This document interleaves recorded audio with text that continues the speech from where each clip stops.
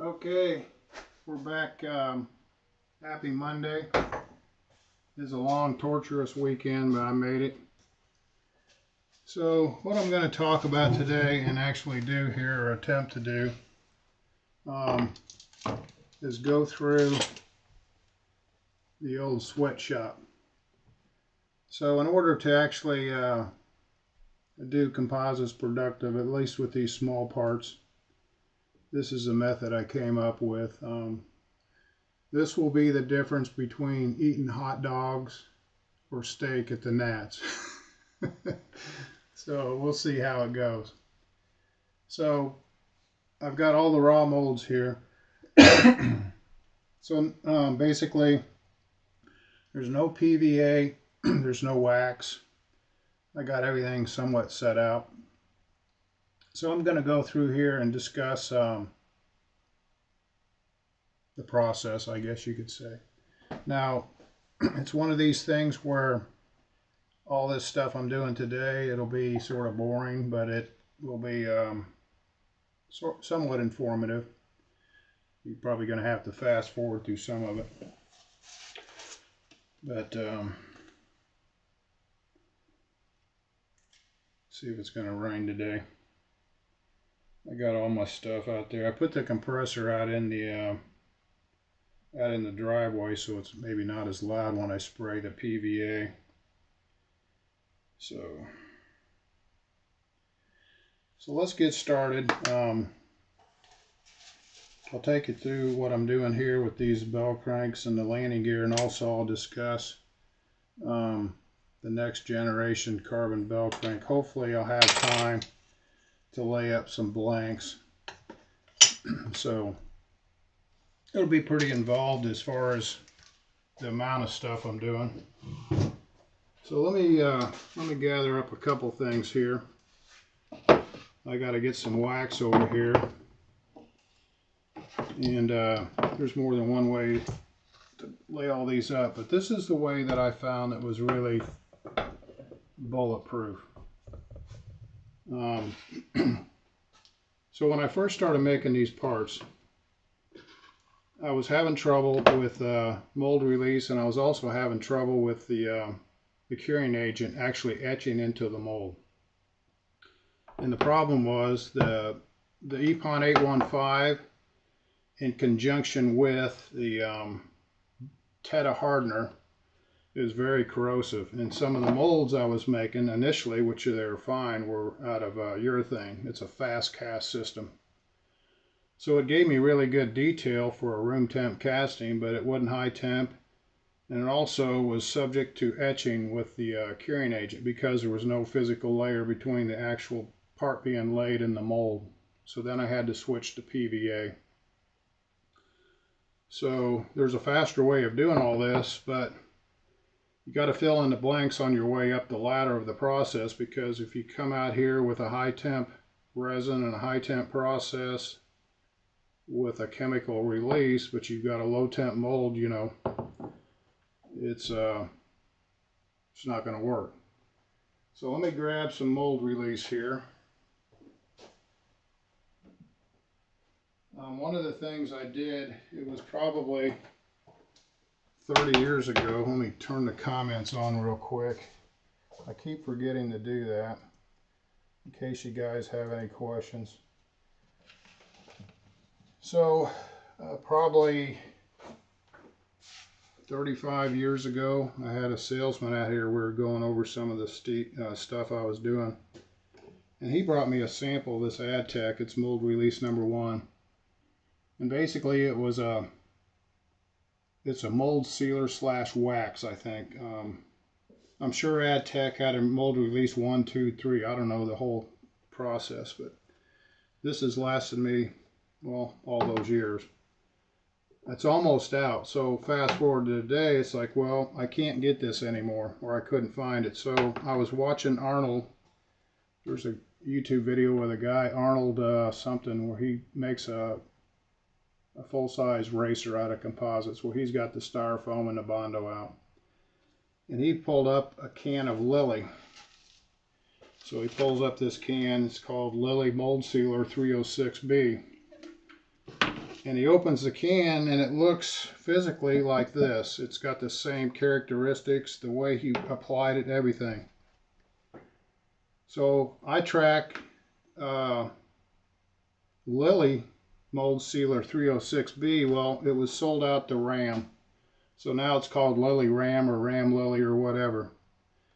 So I ordered a gallon of this stuff. I got it out of the Associated Composites. That's in Kansas somewhere. Don't ask me where. I have to look it up. So anyway, I got this mold sealer / wax. And so far, it's done the exact same thing as the old can here. It has a little bit different smell. It's almost like the carrier or the solvent in that mold wax / sealer is a little bit different. But I think this is going to work well because PVA always sprayed really well over this. Can you do it without this stuff? Yeah, just get you a can of non-silicone wax. I use honey wax. There's another good one. There's probably 4 or 5 and they're all pretty much, they're good. Rexco mold release wax, they're all good. So you'll know right away when you wax a mold and you spray the PVA on there if it's going to work, because if it's contaminated with silicones or something, you're going to spray the PVA and you're going to notice fisheye or some kind of problem right away. So let me open this up and I'll show you what it looks like. You're going to have to excuse me. I'm somewhat set up, but I'm going to have to walk back and forth a little bit.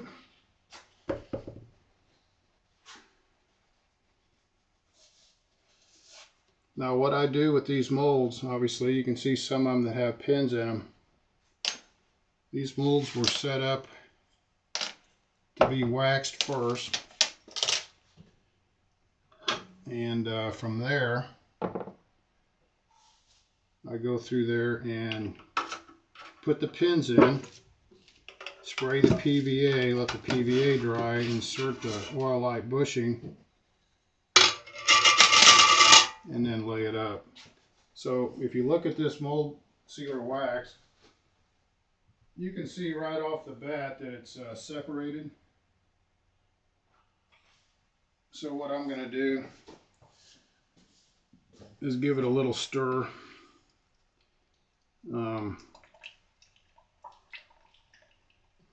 Like I said, there's going to be a little separation between your solvent and your wax.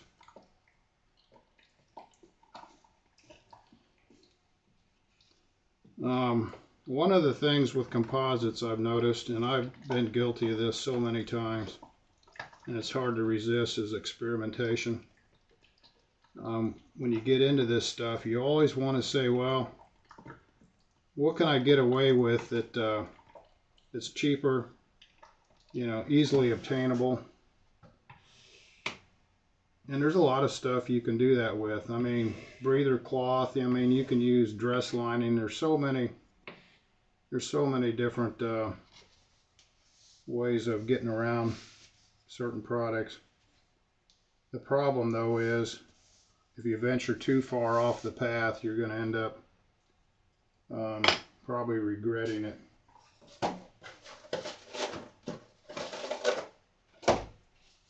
So it's important, I guess, to actually wear protective equipment on the wax.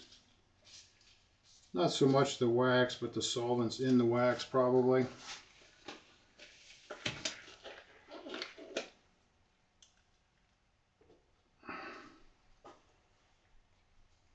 Believe it or not, what I wipe the stick off with is probably enough sealer wax to actually do every mold I got here. This stuff just goes really far. And so I'm wiping it on fairly liberal. I like this stuff here because it's really, I wouldn't say it's not liquid, but it's got like a mayonnaise consistency. It's really light as far as it's not a heavy paste, and it allows you to actually get down in the cracks a little bit easier.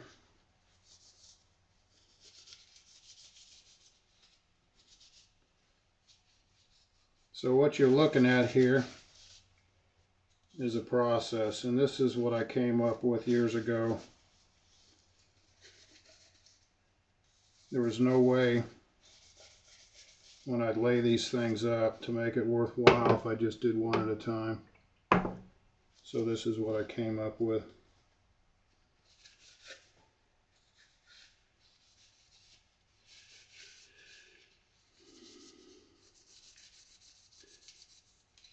Now, you could cut out a lot of time by having these molds machined out of 2024 and polished, and go with a high temp pre-preg and everything.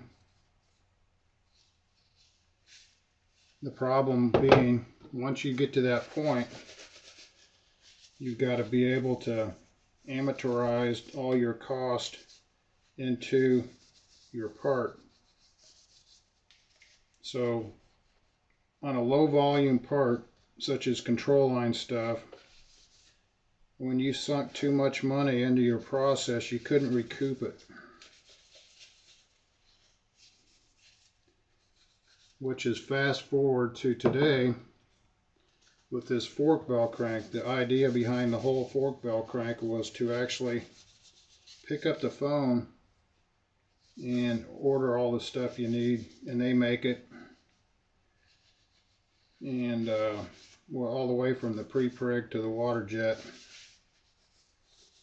And your job is to actually assemble it, piece it together, put it in a bag. So this one already has PVA on it. What I'm going to do here, I'm going to put on a light coat of wax right over the PVA. I'm going to spray another coat of PVA on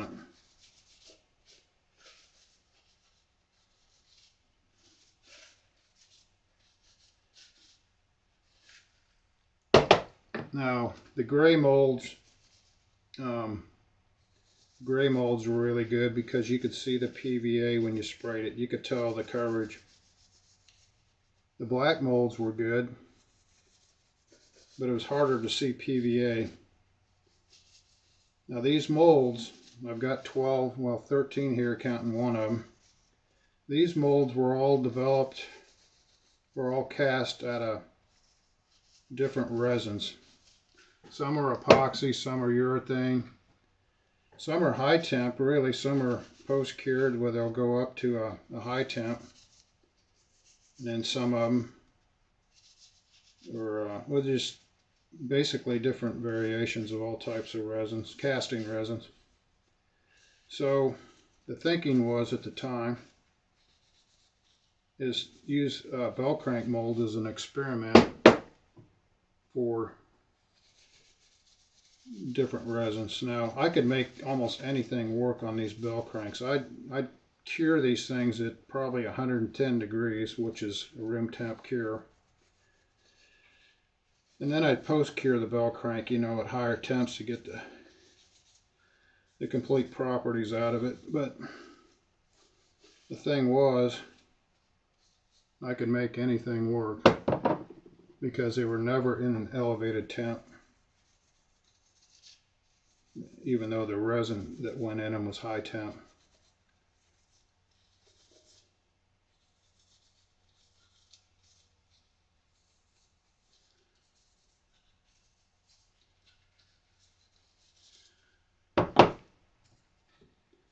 So you guys at home are watching this after the live stream. Don't be afraid to hit that fast forward button and go back and forth. There will be more edited videos. I did this perky plug and the molding of it. I edited it probably an hour and a half or more down to 13 minutes. So I try to cover all the bases.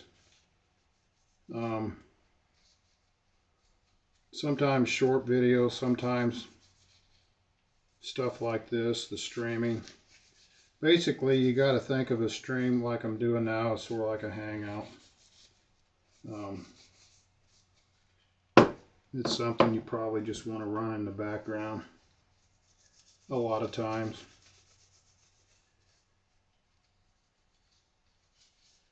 I'll do that on the long form videos out here. I'll put them on the TV and I'll just let them run while I'm in the shop working on something.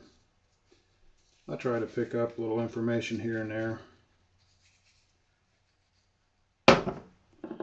So let's see, I think I've gone through, this will be my 12th one. And I put it in pretty liberal here. I got to go back, I'm not done yet, I got to go back and actually buff these out a little bit. Get the heavy stuff out of it. These have been sitting on a shelf a while. I've made some of these recently for the videos, and I've actually used probably 6 of these molds. Probably another 6 haven't been touched in quite a while. So I'm working this wax sealer 306B down in all the crevices. And what I like to do, it's going down in the holes where the pins are. So I like to push a pin through there and I'll clean out the wax that I jammed down in the hole. So you're going to see some wax that goes down in there. There's some other videos of me laying these things up. You can actually go through my YouTube and pull up some of these videos where I'm putting the carbon in them. So what you're looking at now is just the wax, no PVA. Once the PVA goes in these things and the PVA actually dries, to get the carbon in this mold, it's 20 minutes now. I think I could get it down to 15, but it's a very labor-intensive process for one bell crank. The only way to make this somewhat work is what you're seeing here. As far as if you actually want to buy yourself a steak dinner.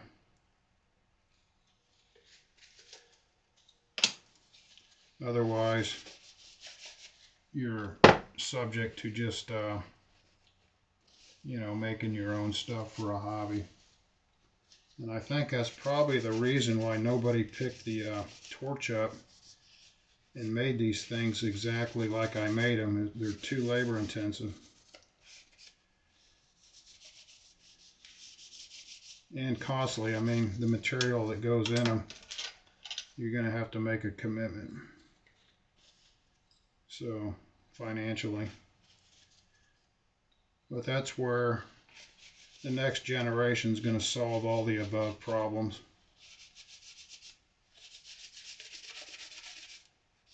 So, I get it pretty close. I mean, right now, there's still some buffing that needs to be done. But I get it pretty close. And I'll go back a third time.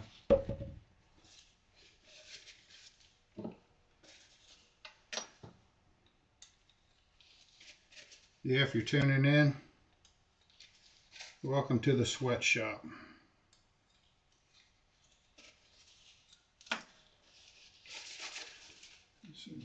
Give you a shot of what this is.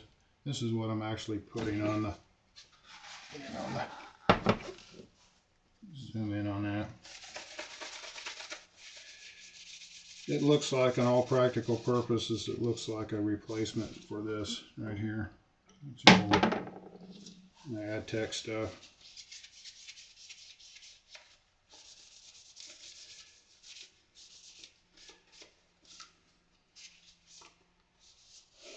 When I spray this PVA in these molds, I put it in there pretty coarse, and it's got like a flat satiny look. So if you don't have this wax buffed out perfect, I mean, you're not looking at a perfect finish in here before you PVA them. You know, it's not a cosmetic part per se. You want something respectable, but it's more of a functional part.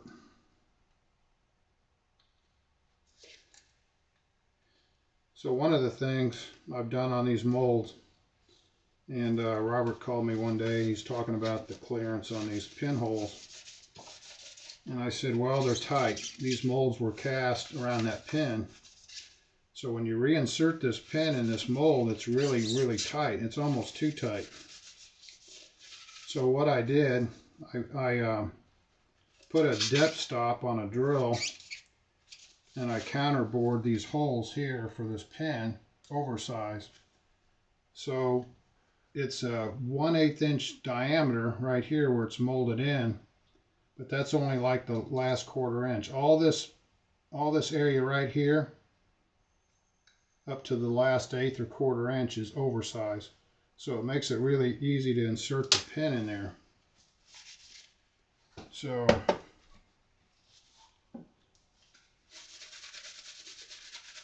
now the next generation bell cranks, there's a fork that's going to be installed on this lead out attachment. I'm working on it. I'm going to bring some prototypes up to Muncie this next week and go over all the mistakes or good things with some people, and try to get a good final consensus on that thing. The other thing is, okay, so like the fork bell crank.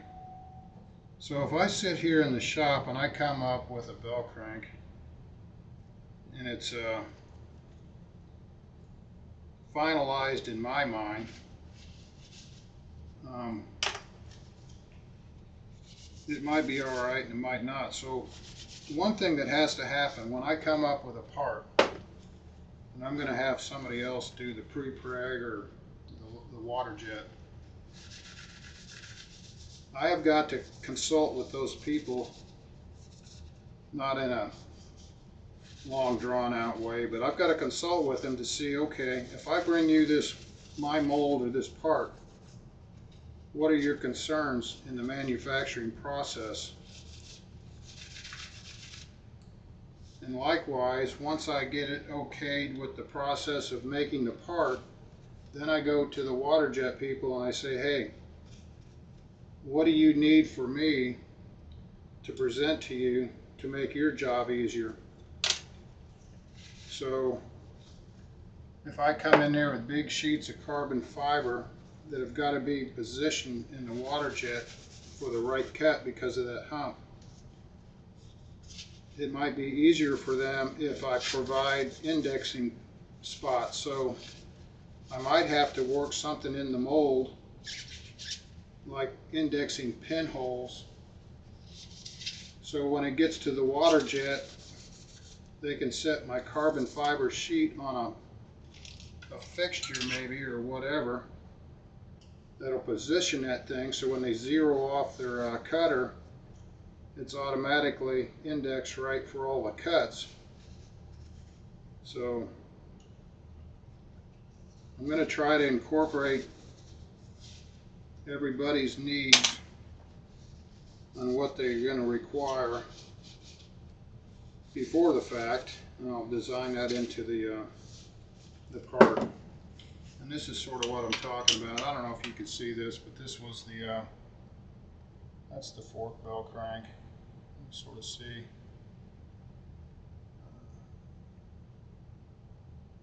But that's the part I'm talking about.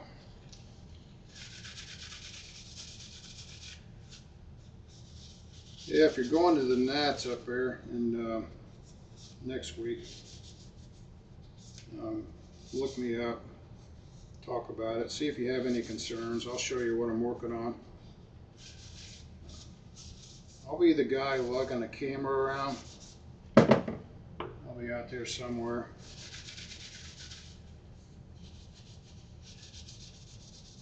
I'm not going to fly. I don't have time to practice. Maybe next year. You know, this competition stuff, when you're flying, here's how it works in my estimation. So if you want to buy a car, you can go to the car lot. They're gonna tell you how much they want for it. And then of course you can go to the blue book or do your research, and you can find out basically what you're going to pay for the car. You know, they're not going to sell the car for a loss, obviously, you know. So you can tell really close what it's going to cost you. The problem is when you get into competition flying, you don't know what the cost is. You keep throwing the money and time out there, and you think you're getting pretty close to where you need to be to win, and you're nowhere close because you have no idea what the total cost is going to be to actually have a really good winning record. It doesn't matter if it's Olympics or whatever. And then of course if you're not competitive, it doesn't really matter. You're going out there to hang out with the guys and just improve yourself, not compete with anybody else. You just want to fly a better pattern, and that's great. The problem is when you want to win, and that's your whole goal, and then that's where the hidden cost is. You just keep going, throwing money and time at it, and it gets to the point where I don't care what they say. They always say, you know, you can be anything you want. And that's not true. I guarantee you I can't be a brain surgeon.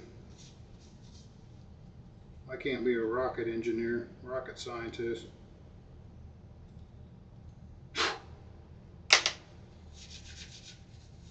But I can lay up bell cranks. So right now, let's see, how long have I been on here, if I can tell. I'm not even sure. Pretty soon.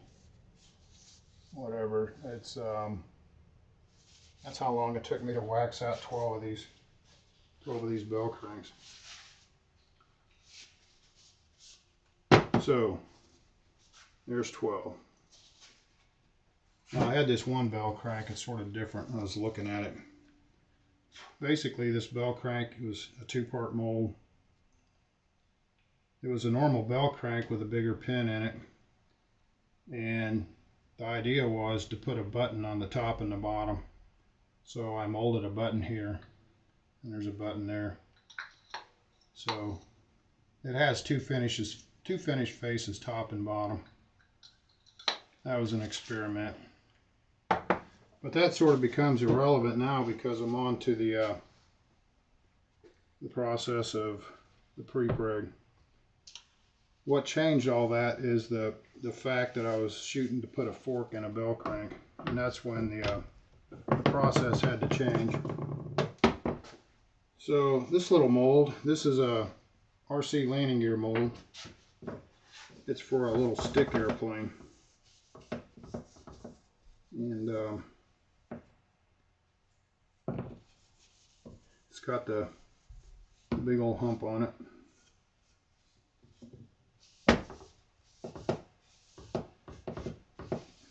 One of the things that can change on this mold is it could be a smaller cross section.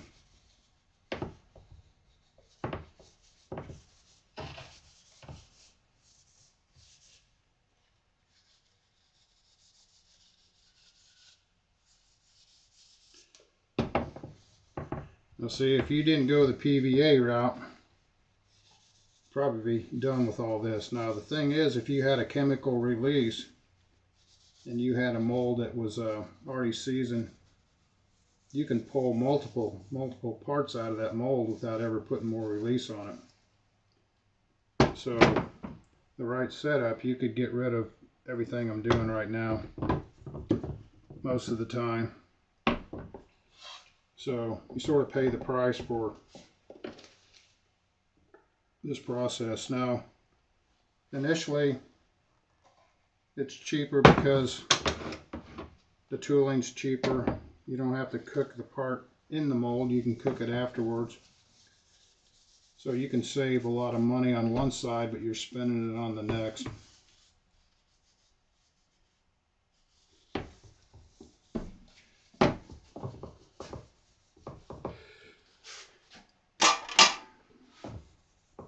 So most of this wax is actually going into this paper towel. You see me dipping this wax.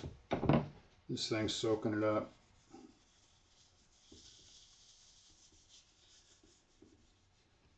.306B, if you look at the spec sheet, it's the first process of seasoning the mold.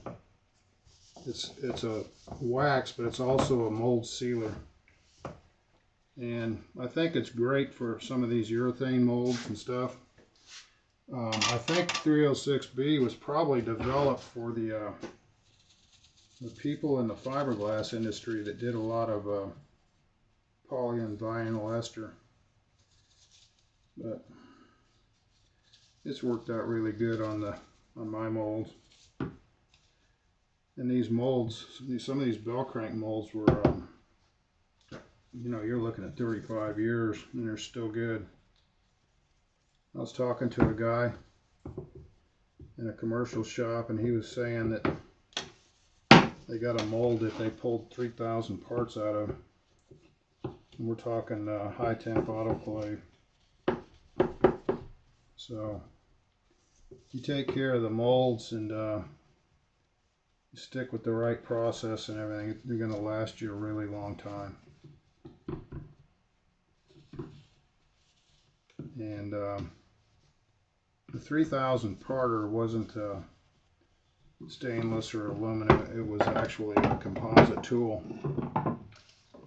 So there's two landing gear molds. Some of these landing gear molds are the old style, and they're a little bit wider than the later generations.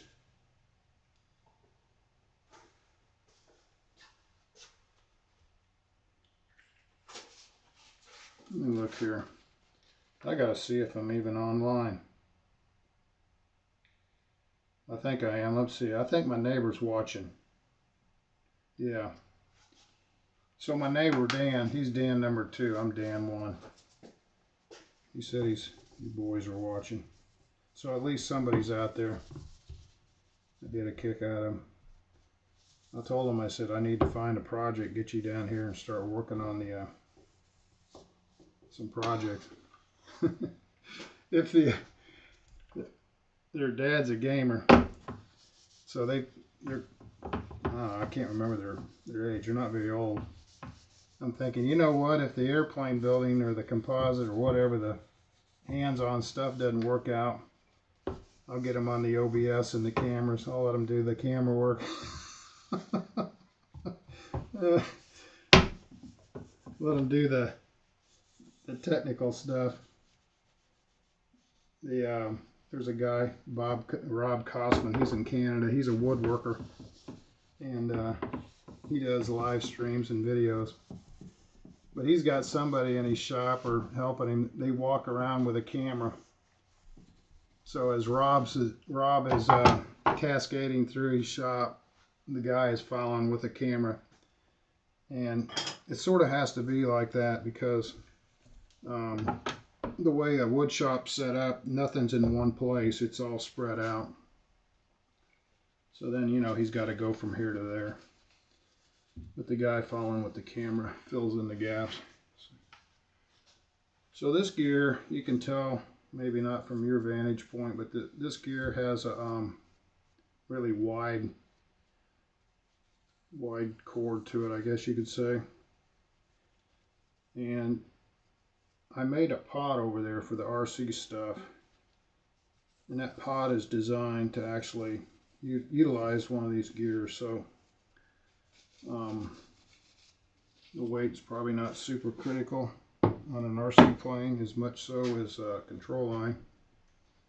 And I think these wide cord gear will be good on the pod, and that's why I'm actually putting some wax on these. I'll make some of these too. So And when you're spraying PVA, it doesn't take much longer to spray PVA on 2 or 3 molds than it does one. And today, I probably won't actually go through the whole, obviously the layup of all this stuff on one video. But I'll get as far as I can. Let's see what I got here. I'm trying to remember. Some of these molds aren't marked very well. I even have a mold here. It's got a tune pipe mold. I ought to make one of these for the heck of it. Just for posterity. Back in the day, they still fly pipes. Back in the day, when they a lot of pipes, they'd have this problem where the landing gear would get in the way of the pipe, or vice versa. So what they did is, somebody sent me a drawing, and the drawing actually spec'd out the size of this landing gear. And I'll show it to you. So this landing gear, it has a hump in the middle of it. So you can see here. So instead of coming flat across here, it's got a hump in it. So this part of the gear, the flat, attaches to your fuselage and your tune pipe goes through the center. So only made one of these molds. I can't even remember if anybody ever used it. I made a few of these gear. I think somebody bought them. And Steve Starr was probably instrumental in part of this hump gear. Steve was flying pretty actively when I was designing these molds, and I was bouncing a lot of ideas off of him. And I think he came up with a plug or a wooden form that would be the plug for one of these hump gears.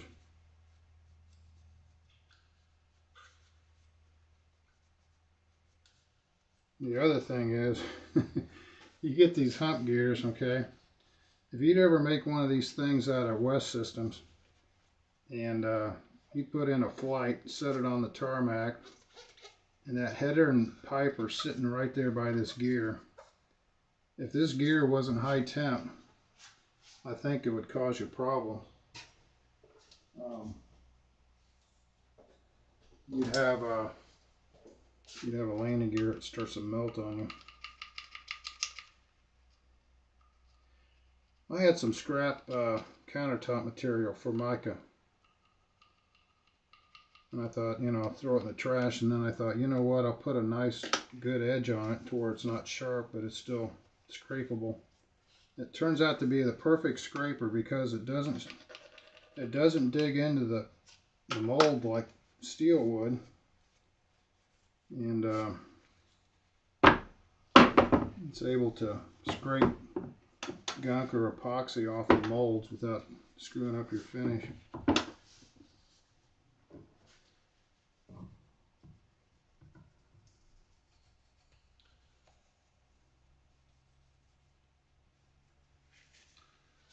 So this Lily Ram stuff, this is 306B. If you look at a spec sheet of all the products, they've got something else that goes on top of this. This is the first mold sealer that goes on.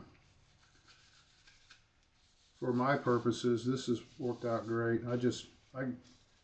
This stuff here, I just put the PVA right over this. The other thing that's sort of neat about this, the 306B, when you wipe this on, you look at it and you can tell it's sort of wet. And you know, the solvent's in it. So you buff it towards it's not completely gone, but almost. But the neat thing about it, if you let it sit overnight or a couple hours, it all evaporates, and it really disappears. So I got 1, 2, 3, 4 landing gear. Let's see, I'm trying to remember. Let's see what's in this mold.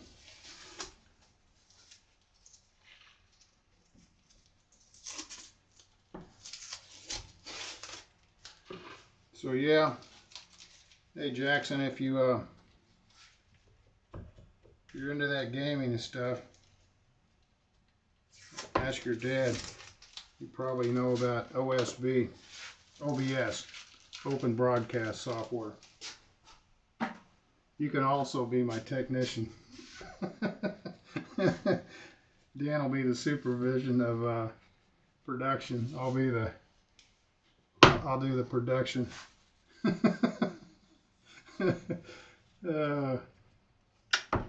And then on his second grade resume or whatever, third grade, he can put that down as experience. Open OBS technician. I was watching a video this morning. They're talking about AI, you know, and everybody's worked up about it. Rightfully so. If you lose your job, you know, I understand. You know, I understand how that works. You spend your whole life and all your college to learn one skill, and it becomes obsolete. So it brought me back to thinking about my career in trucking. When I started out in trucking, I was just going to college at the time, and it was going to be a part-time job, you know, to pay my way through school. And that was the days when you can actually work 40, 50 hours a week all summer long, and you could almost pay for your whole year of college. So that was the idea. Long story short, I ended up taking a job with them because the money was so good, plus the medical and the benefits. I mean, they made me an offer I couldn't refuse. And it's like the old saying, if you want an education, go to the library. If you want a degree, go to college. So anyway, might have been the first day on the job. They put me with this guy as a trainer, and he looked like he was 60 at the time. Of course, I'm still snot-nosed, and I look at this guy. His name was George Duncan. Never will forget it. He was full of wisdom. He said, I'll tell you right now, if you're going to stay in this business, he said, I guarantee you, you're going to go through 4, probably 5 of these companies before you can retire. And of course, I'm thinking, you know, I get a job here, I'll be set for life, right? Well, fast forward to 38 years later, I went through 5 of them. And it went from getting a phone call on Labor Day to don't show up to work, you don't have a job, to sort of a slow burn to where you're working, you know it's going, things aren't looking good, you know, so you go ahead and get out of there. So the secret was, to me anyway, going through 5 different companies in that 38 years, I was able to actually almost predict when my head was ready to roll, or the whole company for that matter. And I tried to be one step ahead of them. So in 38 years, I'm not proud of a lot of stuff, but I'm proud of this fact that 38 years, I never missed one day of work. I was never out of a job, unemployed, in 38 years. So the way that worked is, I already had a job before the place I was at went out, or I was getting ready to be laid off. So I was able to take one foot out of that place that just sunk and put it on another place. And was it intuition, skill, or the grace of God, or luck, or, you know, I don't care what you have to chalk it up to. It's probably every bit of all of those above. So this the generation now has got to understand that things aren't forever. And Dan, my neighbor, the kids are watching, I guess. He's probably watching. He calls me one day. He said, "Hey, I can't get my toilet to flush." I said, "Well, Dan, I'm not a plumber." But I said, "I'll tell you what, you call a plumber up, you pay him whatever it takes for them to diagnose the problem. So get him out there and find out what the problem is. That'll save me," because he's got the equipment, right? He's got the big long snakes, and you know, he's got the scopes, the cameras, I don't know, whatever it takes. He can diagnose the problem. Or we know what the problem is, but he can tell us where the problem's at. So as you probably know, the thing that's really critical is finding out, diagnosing the problem. That's where a lot of the skill is on these jobs, figuring out what the problem is. So he calls the guy up and they come out and he runs the auger and everything. And they find the problem. Basically it was a PVC line that collapsed and became disconnected. And it came out of the house and it just settled, and this pipe wasn't connected to this pipe, right? So the guy says, yeah, he said it's probably a $5,000 job, you know, to come out here and dig it all up and, you know, to do everything that needs to be done. And Dan called. He said, well, this is what the guy said. I said, well, that's good news. I said, because he found the problem. He said, but I can't dig all that up. I said, well, I'll tell you what, I buried, I don't know, I lost count, 4 or 5 pets, 4 or 5 cats that died on me. I said, I'm pretty good at digging holes. I said, I'll be over with a shovel, and I said, we'll dig that trench up. We'll get to the bottom of that problem. We'll replace it. So I show up, and about 2.5 hours later, we got it all cleared out. We got the old pipe out, and everything's ready to go for the new one. We go down to Lowe's, and then we get the pipe. And I think the pipe and the fittings and everything, we probably bought extra, and just in case, I think it was 120 bucks. And came home. That was even the concrete to put in the bottom there to help support it. So we throw that in there, get it all cleaned up, and so for 120 bucks and a couple shovels, we had it taken care of. So, which brings me back to another video I was watching. The father of AI comes on. He's doing a talk. And he's talking about all the jobs that are going to be eliminated from AI. All the coding jobs. And they talk about, you know, what can these guys do? Or he said, well, he said they can become plumbers. So, it's, if you live long enough, you see everything go full circle. Back in the day, I was always blue collar, and machine shops and all these skilled trades, they always said, you know, you guys want a job, you better learn how to code, because, you know, your jobs aren't going to be around. And a lot of the jobs were around, they just shipped them away. Fast forward to today, those jobs are relevant for a while, but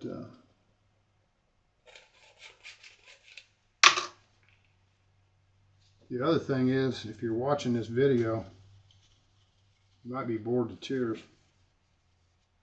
but I've watched some videos of other countries building model airplanes, and everybody thinks it's high-tech. You know, they see all these ARFs in these shiny boxes, and they look at these airplanes and they think, oh, they must have a beautiful factory, right? How do they build all these airplanes? And there's some videos of 4 or 5 people all spread out on workbenches, and they sit there and they do the same thing all day long. So there'll be somebody building a wing, or let's just say laying up landing gear. 8 hours, they'll stand at a bench and do nothing but this. And then goes down the line, somebody else will spray in the PVA. Turns into like a sweatshop. So let's see, I'll probably leave this one mold out. This has got the wide base. This one here's the old version, it's got a real wide base on it. 1, 2, 3, 4, 5, 6, 7, 8 landing gear.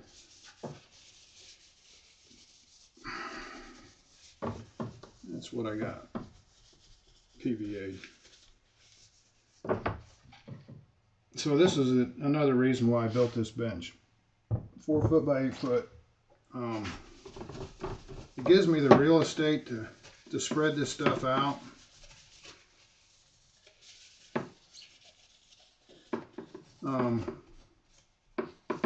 The other thing to remember with this PVA wax thing, if you don't buff into the corner and you still have like wet wax, the PVA won't like it. You got to make sure it's buffed. And the guy in the shop, he said we like to use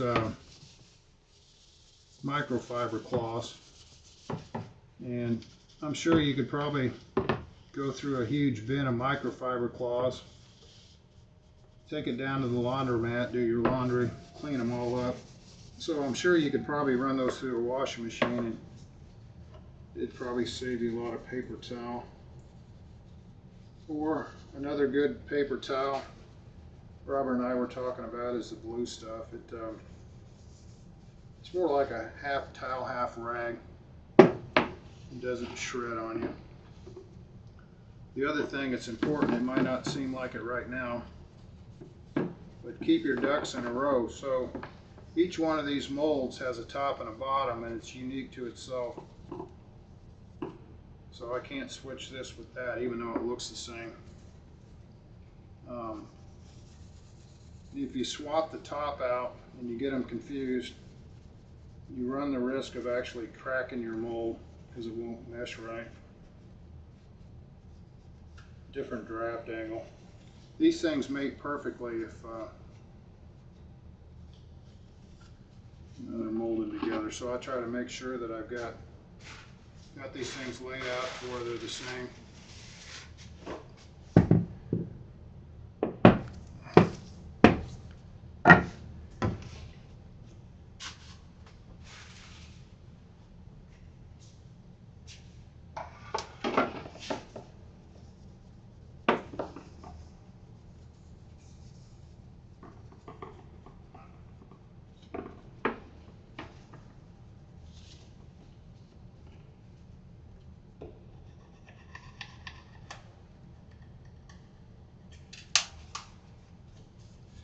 So all these molds are really seasoned. They've been around a while. You can tell they buff up really nice.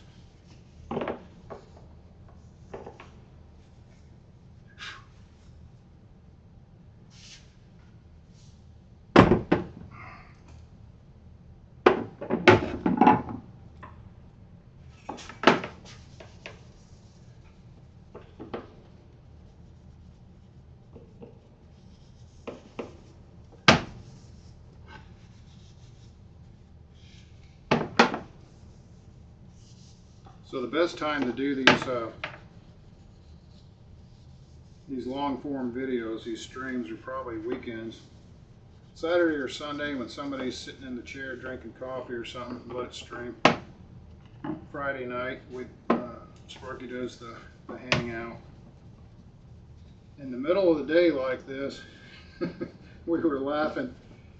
We said, you know, nobody tunes in, but you know the guys that tune in, they're sitting at their desk eating lunch or at work, and they pull out their phone to see what's going on.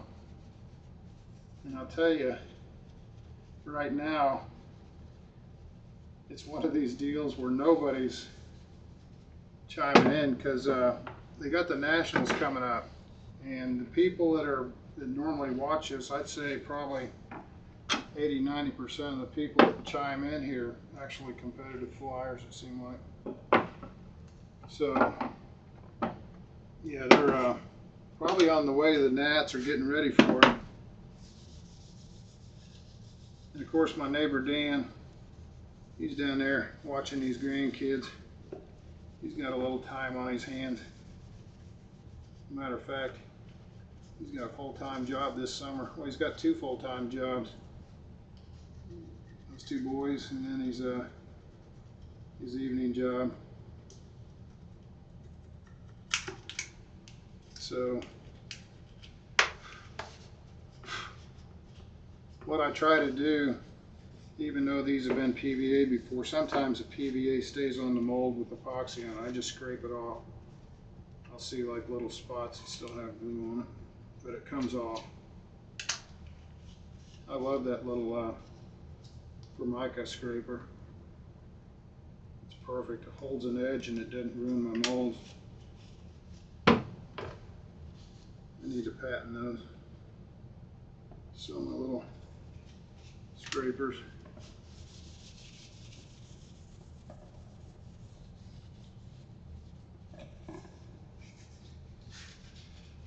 I'm sort of excited about that little RC pod thing. See how that works out. I don't know if you noticed, but this was something I built years ago. And this is an aluminum landing gear for a big gas burning aerobatic plane. I used this as a mold to make this. I basically built the size up here, built the dam, laid carbon toe on it. So after I got this carbon toe laid up on this aluminum gear, I put it on the belt sander, and it was a nasty process, but I put a teardrop in this gear, and I kept working it till I thought I got it right, and it's really sturdy, but probably could be thinned down a little bit more. But the idea was to get this to this stage, and then I actually pour a mold and make a mold just like I did with these other ones for this size gear. And as you see, I never got to the mold. I just got to that stage. I think something changed. I can't remember what the deal was on it. That was probably the time I lost the job and I had to switch to another job. What was funny though, after 38 years, I'd lose jobs, never without work. I'd go to the next job, which I was thankful to have. It was more money, but it was more time. So each iteration of employment, I lost all my free time, and that's why I basically dropped out of the hobby. People don't understand that when you're in the service industry and not manufacturing, you're not in control of your hours. You've got to work all these crazy hours, and I didn't have the time to devote to the hobby anymore. I was too busy making money.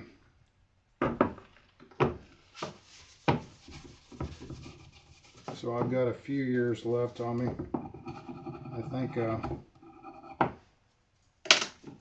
make one last big run for it now that I'm somewhat out of the rat race. So this stuff, if you let it dry, which was what, 30-40 minutes maybe between some of these molds, it really buffs out nice. It has, I don't know how to explain it. It has some properties I really like. It's hard to explain. I took some of this Adtech mold release in the can up to a guy at a shop, and I showed it to him. He looked at it. He's like, I don't think he'd ever seen anything quite like it. Of course, it has a little bit of a solvent smell in it, so you know the carrier is solvent based.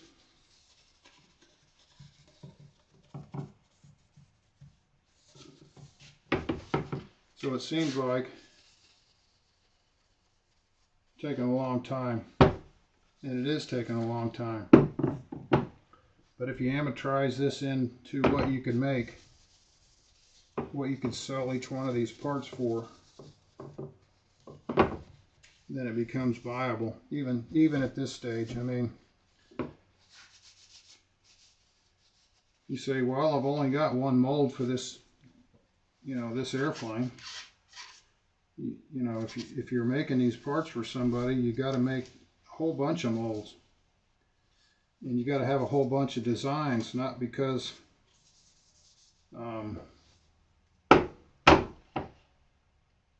well, basically it's because you need the production part of it. You got to have these things where they're laid out to where you can go spray PVA on a bunch of stuff.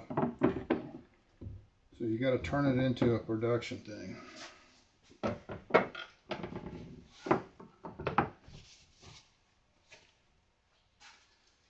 Now, got all the PVA on these bell crank molds. You're thinking, I'm done now, right? Well, no. I take these pins in this box, and if I haven't done them in a while, I'll do all of them. So I want to make sure that all these pins have some wax on them. So I'll go through here, and just to make sure, I'll wax each one of these pins.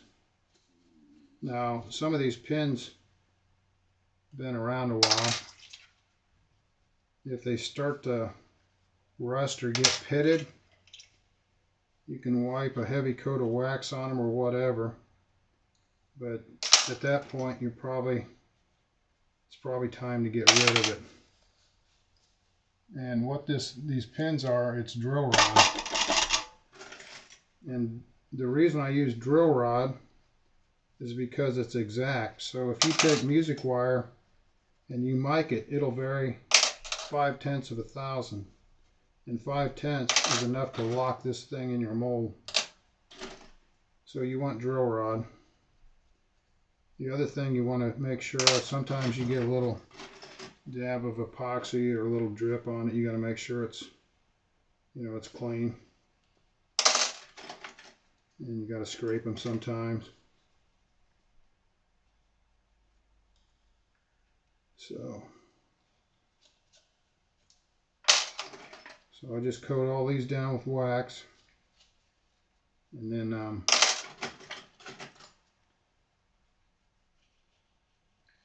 I'll wipe it off, and then from there I'll insert these pins into the mold and then spray the PVA. Now, Chris Cox and his buddy up in Canada, he sent me a picture. They're gonna take my bell crank and make a mold. And I said, that's great. I said, that's what these videos are for. Get out there and recreate. So there's some subtleties to this, Chris. I mean, you probably figure it out if you've already done it. There's some subtleties on these pins and the way it demolds. So there's a lot of things going on. One of the questions for somebody, he wanted to know how I got it demolded. Well, the way it works is the part always comes out of the mold and it sticks to the plastic plate. And then it's a little tricky to get it off the plastic plate. So you have to sort of beat on it, tap it. But there's a way for that to work. A lot of subtle things.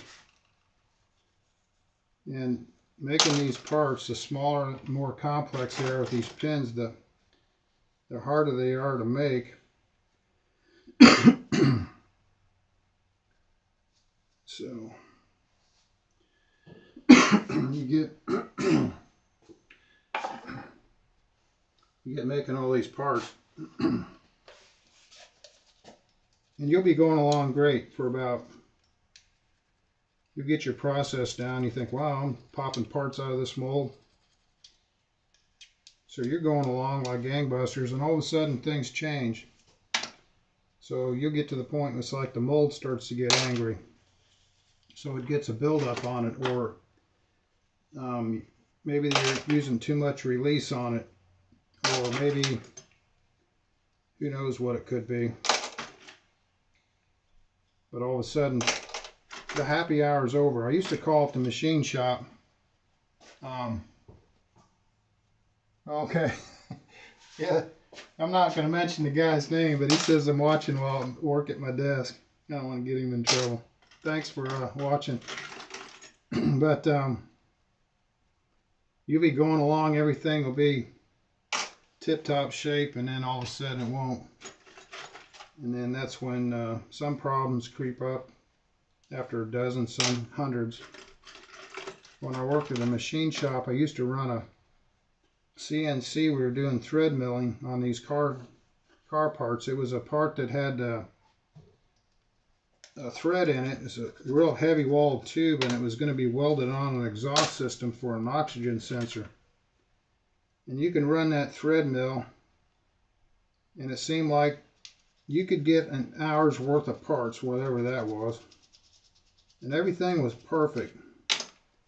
And all of a sudden you had to start doing offsets, and you could do an offset of 1/10 of a thousandth on the screen, and you go 0.0001, and then you run the part, and all of a sudden your go and no-go gauge worked. You think, well, I'm back on track. So that was good for 10 or 15 minutes. And then you had to do another 1/10. So needless to say, basically it got to the point where your thread mill broke, or is, you know, so far worn down you couldn't actually keep running parts. You had to replace the bit, the little insert. But I always called it the happy hour. And you guys that fly competitive stunt, you probably know what I mean. You can take an airplane and fly it all day long, and all of a sudden the next day you come out, things just don't quite work like they did before for whatever reason. I've got a theory on some of these airplanes. So, and I've talked to a lot of people about it, and Bob Hunt knows this. I said, you know, you can take an airplane like I got sitting over here, right? It's been there for 20 years or more. So it's straight, but you can have an airplane in this shop and it's perfect. And you set it on that asphalt in July at the Nats. It's 120 degrees on the surface. That airplane's baking from the top and the bottom. And if it's a traditional 4-pound balsa with dope on it, and humidity's up, I know that thing is moving. I think if you set that on a piece of tooling table with some dial gauges, it would scare you to death to see how much it's moving. So it's just one of them things. I was at the World Championships and I saw a guy, I forget what country he's from, he had a shark, and it's at the end of the day, and he took that airplane over there and he set it on a table. He walked around and eyeballed that airplane for like 10 or 15 minutes. And I know what he was doing. He's trying to look for something that was out of whack on him. It's starting to move somewhere. So he was really going over that airplane. But the neat thing about a take apart, I'm not an expert, never built one, but you can change things. It's like when I first saw Paul Walker with the take apart, and he could actually go in there and take that stab off the airplane, I thought, man, he can change the incidence. He can change out the whole stab. I mean, it opened up so many possibilities. So I've done these pins before where the little tight, I might have missed the wax or something. I can get them out, but they squeak and they're hard to get out. And you got the pliers and you're yanking on them. they're screeching away.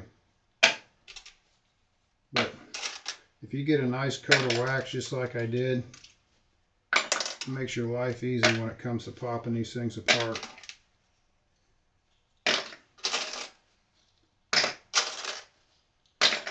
So I'm looking forward to being up in Muncie this week, seeing how things are going to play out. Take all my camera stuff. Now the idea behind the camera gear, and it didn't work out at the World Championships. I came home with all these images and I started working on a computer, and when I started loading these images, which were from these newer cameras at the higher megapixel, into the old software, it wasn't working. It was locking up and it was just undoable. So I had to actually upgrade my computers, upgrade my software. And that's the thing, you can go in there and you buy a beautiful digital camera. Well, that's only part of the picture, you know.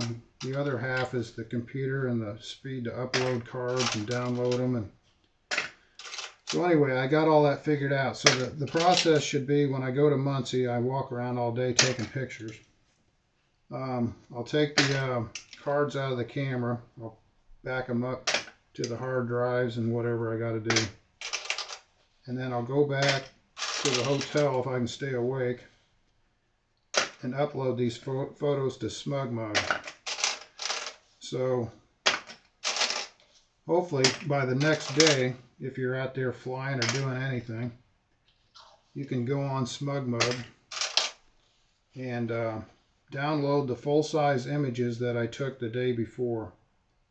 Now, are these images going to be 100% all of them? Probably not. You know, some of them are going to be throwaway, but I'm going to take all my good images that, you know, for each day and post them.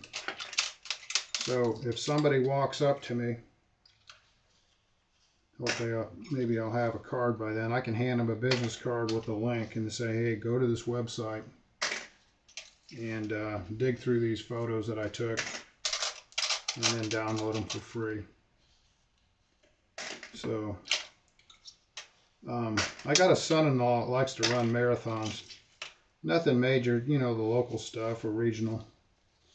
And there's a guy at the end of the marathon with a camera. Everybody that comes across that finish line or crawls across or whatever the case might be, he snaps a picture of them. And of course there's a link there where you can, if you want to see the paint on your face after 26 miles, you get on there and you get your image. So I asked him, I said, they still do that? He said, yeah. He said, you can get on there and get your photo, you know, come across the finish line, sometimes 3 or 4 versions.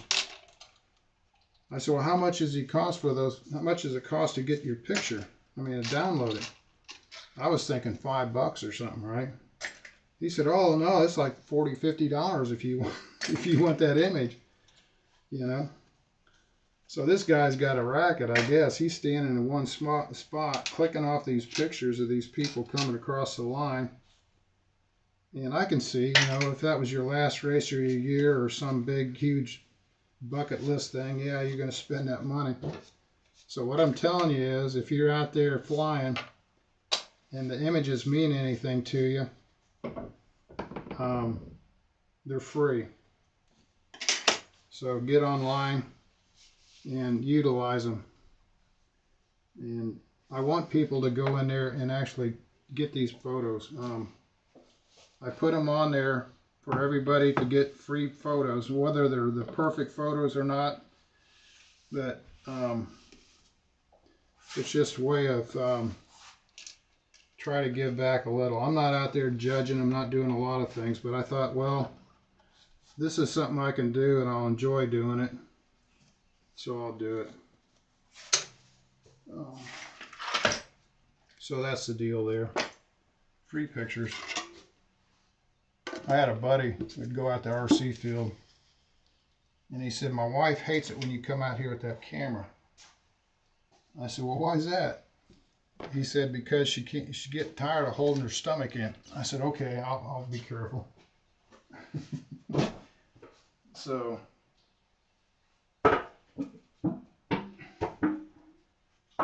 now the fun part, I'll start spraying some PVA. So this bell crank, these molds, not right now, it's time to insert these pins. I'll only insert 3 pins. I don't insert the first pin. And well, let's put it this way, I don't insert the pin that goes on the oil light bushing. That goes in last. And it doesn't matter if you get PVA down those holes or not. So these pins, they've got a little bend on them, and that allows me to pull them out of the mold. And I push the pin in to where it's just flush with the inside of the mold. Okay, so that's ready for PVA.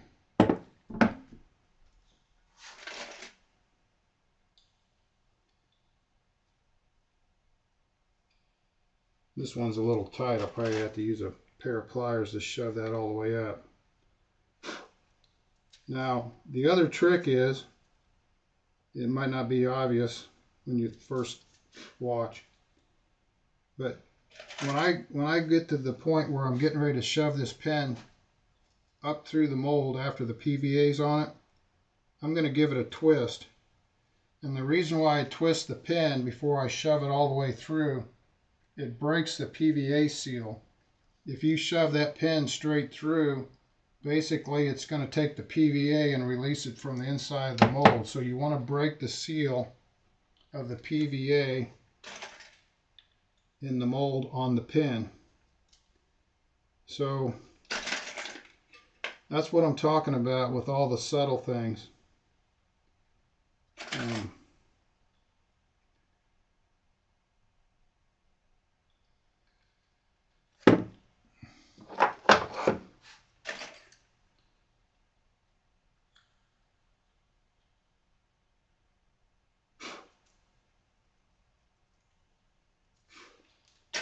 And I think that the fork thing is going to work out, the new generation bell crank. It's going to solve a lot of problems. The deal is with the fork, it's going to cost money up front, but I'm not going to actually be spending time on it like this. This is super labor intensive.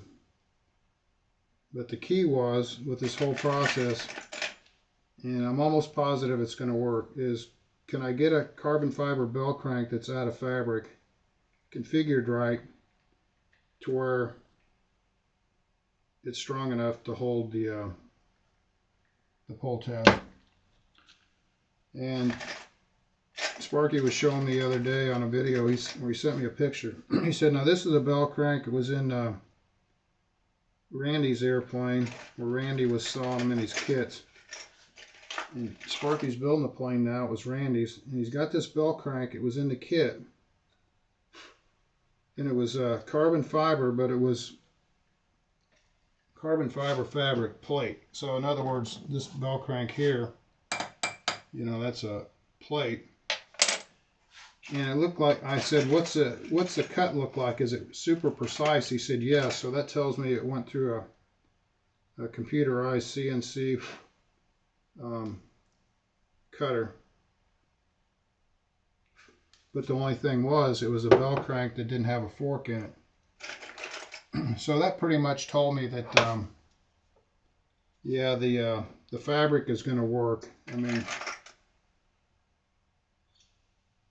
you know, as long as it's pre-preg, it's compressed right. Now this bell crank I just made, I'm 100% positive I could hang on that thing. The properties are super good on it.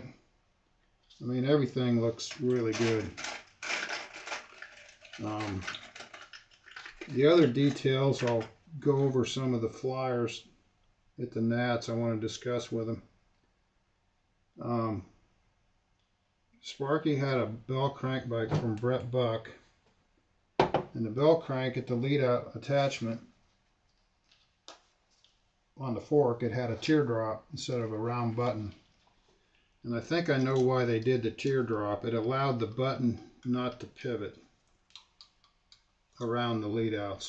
It sort of locked the lead outs to the actual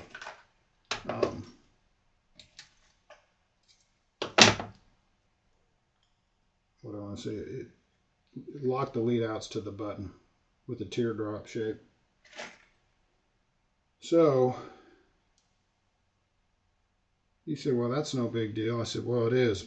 I said, when you actually machine the buttons, I mean, now you got to have a lot more programming to machine a button than you do just a round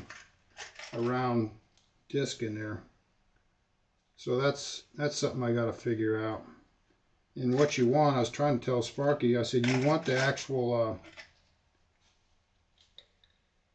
the button to pivot, and the button has to pivot around the post. So the bell crank has a post that goes through it like here. This would be the post like this. Get that paper towel there. So just imagine this being a shoulder bolt or something. So basically what happens, the button that goes in there is going to pivot around that post that I just stuck in there. You don't want the post spinning. You don't want the bolt spinning. And then also the button is going to be riding on one of these carbon forks. So in the back of my mind, I keep thinking, well, a really thin Teflon washer on each side of the button is going to separate the button from the carbon, right? If you put just a little bit of a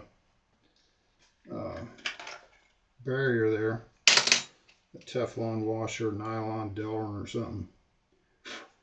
So there's a lot of little subtleties to it, but I'll figure it out.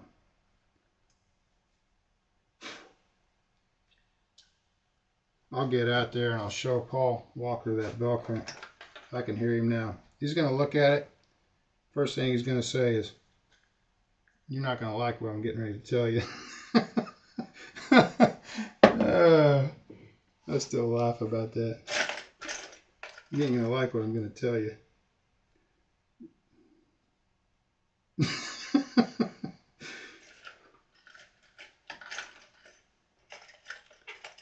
If you guys watching, you're in the control line,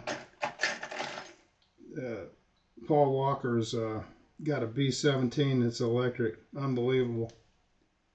It's people don't understand how complicated all that is, even if it is electric. But he's got the pattern. He's got the thing flying the control line pattern now. And he had it before on IC engines, but it's even it's going to be impressive. I mean, I just hope that I can get a good video of this thing. One of the things I did do in the last year since the Worlds, I went out and bought a tripod. My problem was when I had a big long lens, like the 500 millimeter, I could do like a really quick video, maybe like a 10-second clip or something, 15. But to hold that thing steady for any length of time was almost impossible for me. So I got a gimbal to actually support that kind of lens in the camera. So it's a carbon tripod and a carbon gimbal. So hopefully I'm able to get more shots of distant shots that are actually on that lens. So looking forward to it. I was getting some shots of people flying, and a lot of people saw the pictures and the shots. They think, why did he take that? Well, it was only that was the only option I had. I mean, I'm out there at the 500 millimeter, and I didn't have much choice. I mean, basically, I could get some very good still photos, but I couldn't get any good movie clips because of the shakiness, you know, it just wasn't working. So I think I can do both now.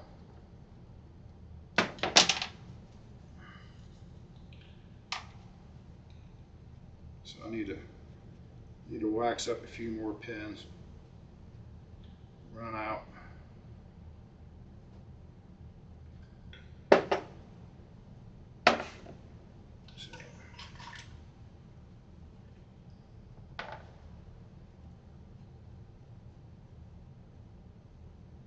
Now on Smug Mug, I've actually put up photos. I haven't put up any videos.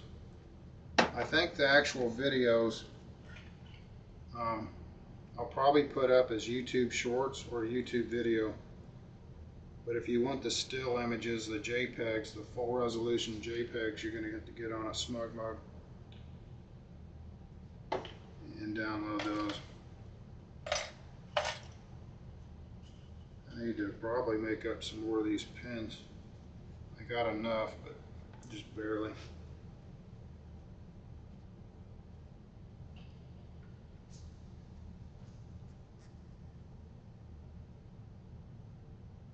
Okay, I got a comment there. It says put a QR code on your business card that leads straight to the site. That's a great idea. I wasn't sure if people would do that. I guess if they know you personally and you're standing there, they'll hit a QR code, but I know there's been some people that stick QR codes over top of another QR code and it turns out to be a scam. But if I put it on the business card, I think they'd be willing to actually use it. And also, if the QR code is on the business card, along with the physical address or the HTTP or the whatever. That way, if they didn't want to use the QR code, you still have the link. So,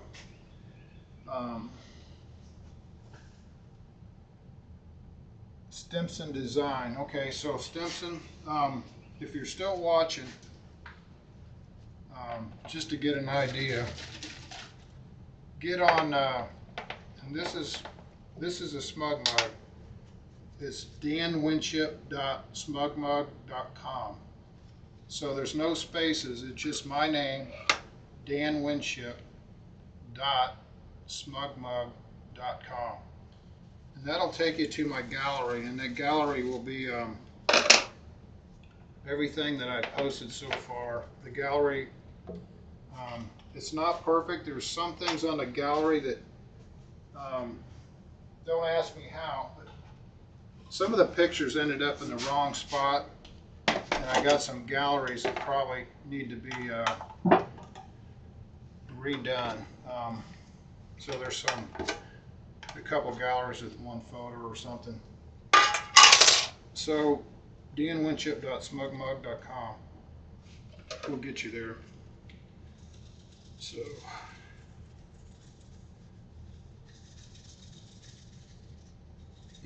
I think with Google, I think you can actually, you don't even need to put the HTTP there. You just go into a search bar and just type in my name.smugmug.com.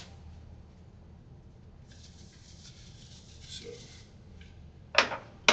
now I forgot to do these before I closed up the cam. But basically, this is UHMW and 3/8 maybe, I don't know.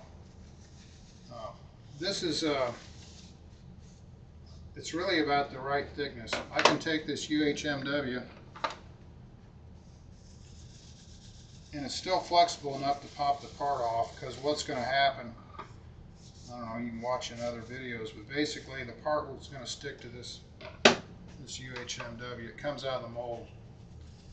The reason why it sticks to the plate is because the resin goes through these holes, sort of mushrooms around the back, and that keys it in. As soon as you pull the pins out, scrape it, it's okay. And then to get the part off the plate, I actually take a piece of music wire and I give it a good knock and it pops it off the plate. Yeah, I got to look into making the QR code thing. I'm glad you mentioned that. It's something that I sort of thought about, and I was hesitant to use it as just alone, you know, without any other link. I just wanted to cover all bases. But yeah, I think if I did the card with the code and the physical address, that'd be good.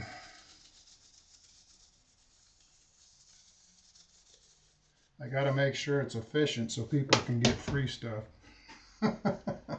So that's the goal. It's a lot of fun. I enjoy the photography aspect of it. Some of the stuff on SmugMug now, I mean, it's mostly control line, but there's some air shows. And it's neat. It's a good site. I mean, the reason I went with SmugMug, I was talking to a lady in Muncie. She lives up there. And her name was Connie. She's a retired airline pilot. And I think her SmugMug account was captainconnie.smugmug.com. But in retirement, her hobby is photography. So she was out there taking pictures one day at the Worlds during their practice. So she had a SmugMug account and she liked the way it worked. And I think she gives away free stuff on her site, but it's got a watermark or it's got a, what do I want to say? It's got a little watermark for the copyright or something. So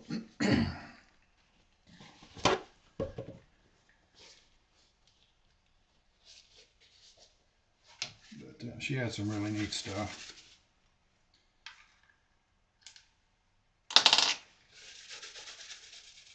But at the World Championships, I was out there and taking pictures, and inevitably, you know, if you're walking around with a big old camera clicking away, people are going to come up to you and say, hey, how do I get those photos?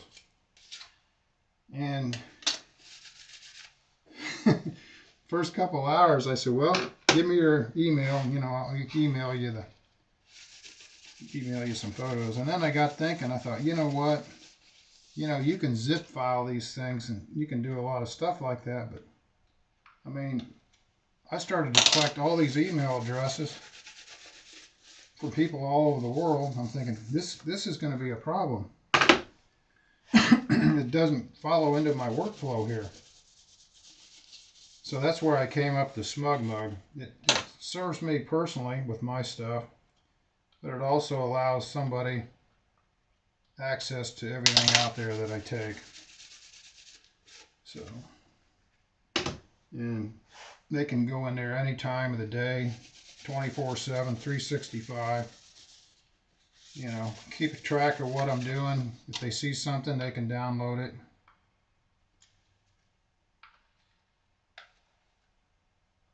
So, the photography part was just a hobby.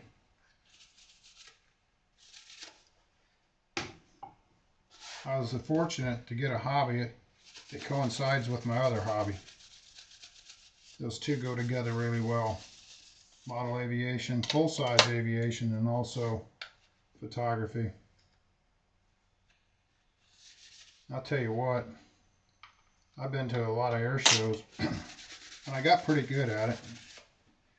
I thought, you know what, I'm going to take this camera. We're going out to the Speedway. I think it's time trials or something. 500. So I take my camera and I'm up there. I'm not on the track level. I'm sort of up in the stands, not too far. And I'm trying to get those cars as they come by. I had more trouble trying to photograph a 230 mile an hour car on the track. I mean, my success rate was almost nothing. I mean, I was suffering out there trying to get some good photos. Now, I did have a little bit of luck at the drags. I was halfway up, halfway down in the bleachers, and when they take off, they get out of the chute. They probably get I don't know, maybe third down the track, and I'd start taking pictures, and I got some really good shots there. So I was able to crawl over the backs of all the people that were down on the track. You know, I was just shooting right over the top of them, same car they were. It didn't have maybe as dramatic effect as when you're down on the track shooting down on them or straight ahead, but it was sort of neat because it was a different angle. It was neat.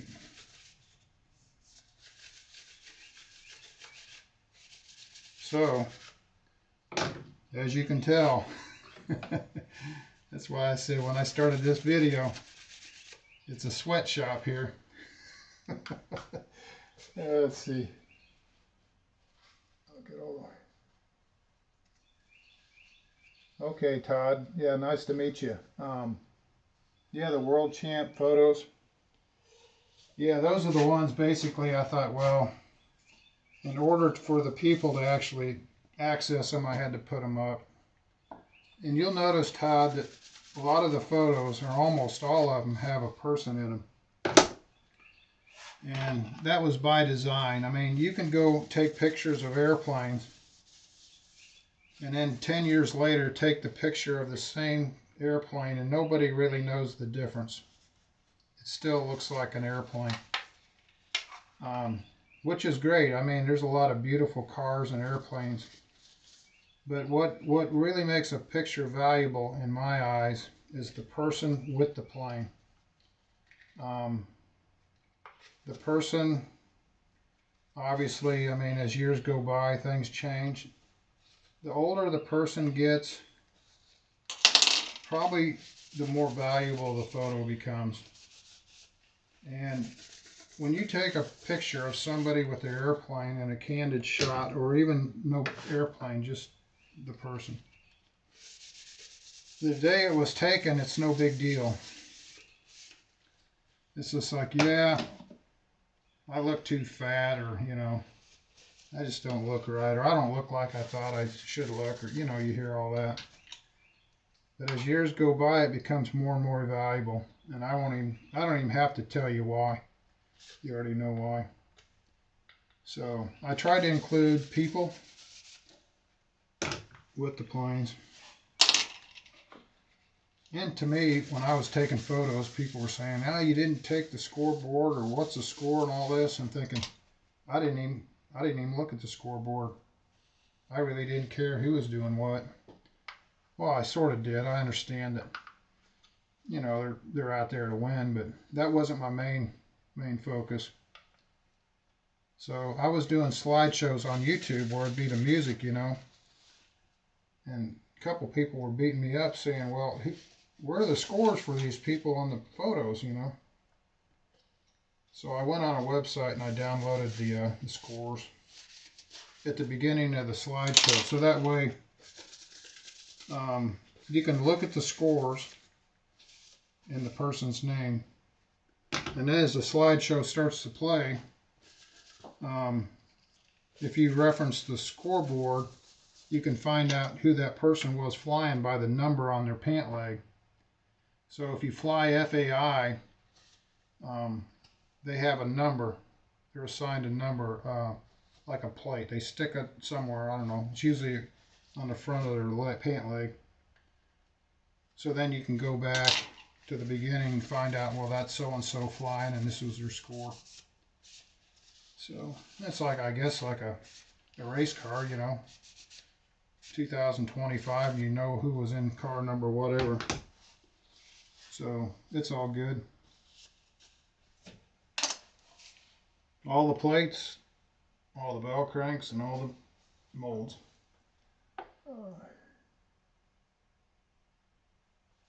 All right, so I got my compressor outside, so that way when it starts to rattle, it's not going to actually be too loud. So I'm ready to spray PVA 4, 8, 9, 10, 11, 12, 13, 14. Now spraying the PVA, I'm going to actually take these sweaty gloves off.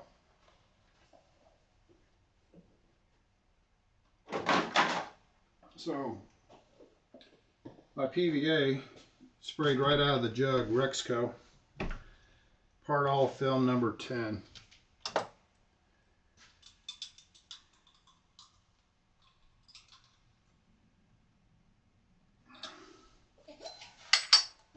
I used to store PVA in a gun. It was stainless steel. And I'll tell you, if I could find a good gun that's 100% stainless, I think I'd probably pay for it just to keep the PVA in it. Otherwise, you know, I gotta, since it's somewhat corrosive, I gotta clean this gun out every time. But it's not that big of a deal if you have this many moles.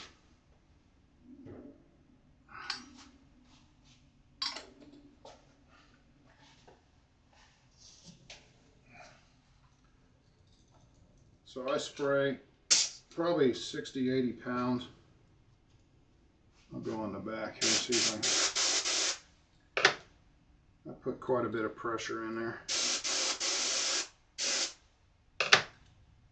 You can actually adjust the air on this gun.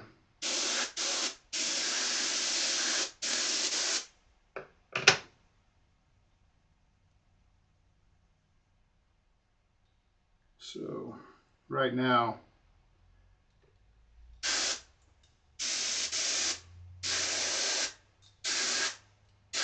I'm getting a little bit of a spatter.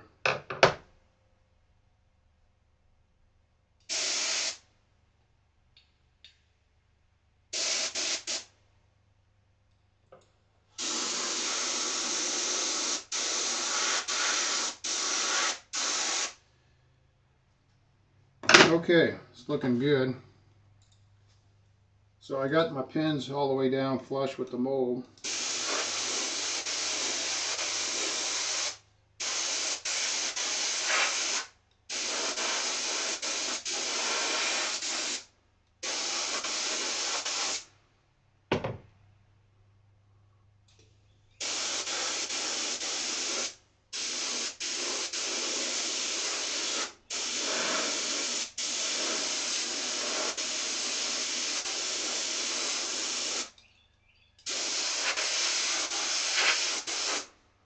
So I can tell by the way this is spraying that I've got a restriction in there somewhere.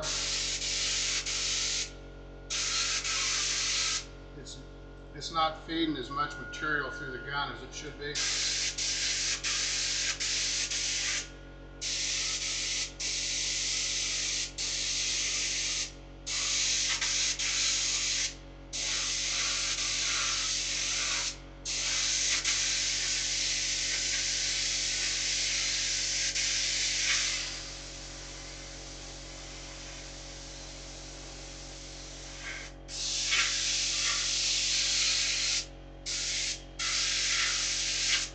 So it's not optimal, but it's okay. You can adjust by the way you spray it. The thing is with PVA, you're not going for like a car finish or anything.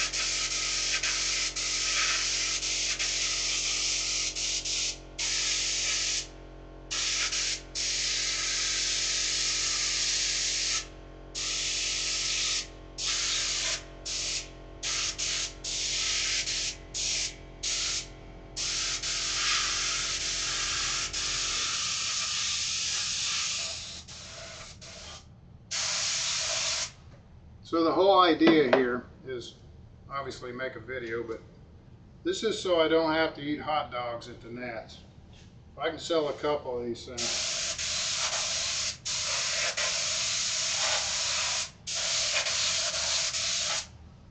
I can get a steak dinner.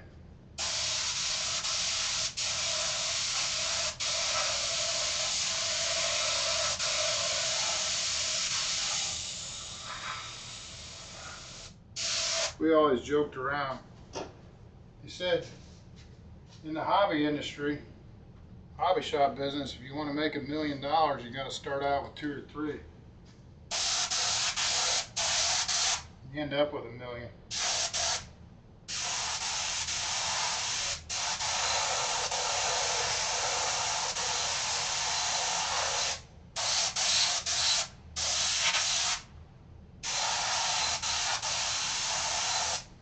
So I got Brent Williams, he's making the horn. So one of my goals doing all this stuff is get more people involved in making stuff.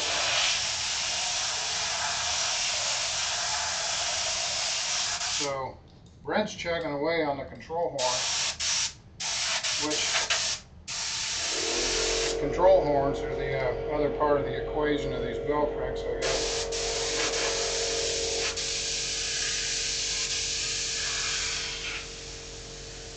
I don't know if I'll be able to, how far I'm going to get today,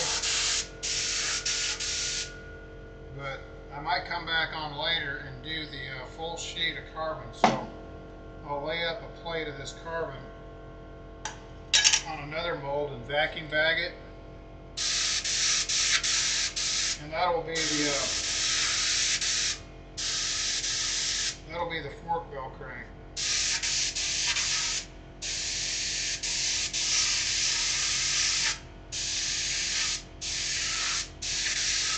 So, if you're watching me slave away on these things, you're thinking all the time, when I do the fork bell crank, basically I'm going to pick up the phone, call up Julian at JT Composites and say, hey, make me 4 or 5 of these plates of this carbon.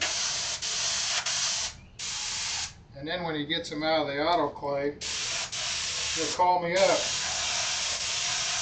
He said they're ready. I'll take him the money, take the plate, and then I'll truck on down to the water jet cutter. He'll call me up and say they're ready.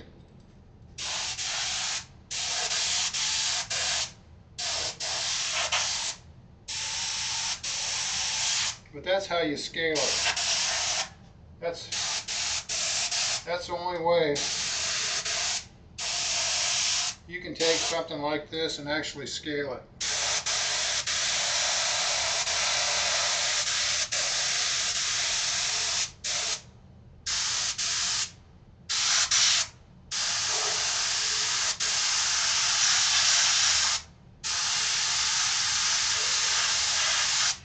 Well, I can really get in there tight, don't have to worry about runs. This thing's choked down pretty good.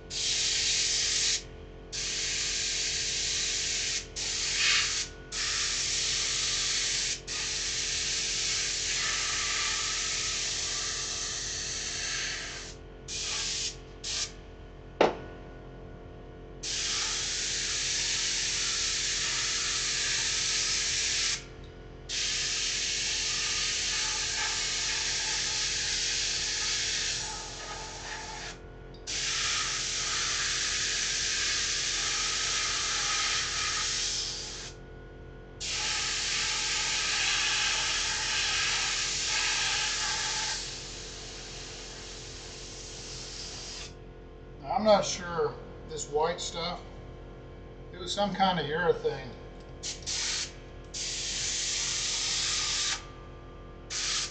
But it left really good detail.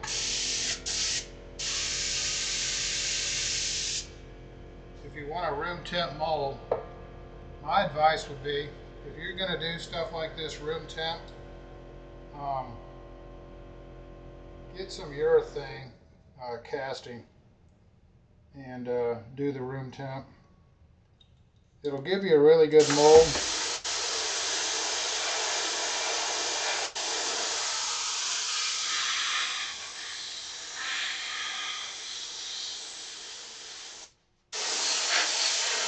But you're going to have to definitely go with the PVA at a low temp. The PVA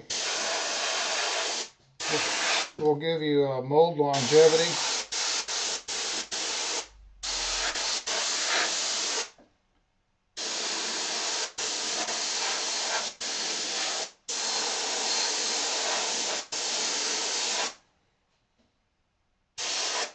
So like Bob Hunt was talking, he was on a stream with me. He said, you know what somebody wants? They don't want to make anything. They want to build an airplane. So they don't want to go through all this rigmarole here. So I'd say 99% of the people, they just want to pick up the phone or click a button and buy a part. And I get that, because that's one of the reasons I started making my own stuff, is because I couldn't get it. So I started doing this.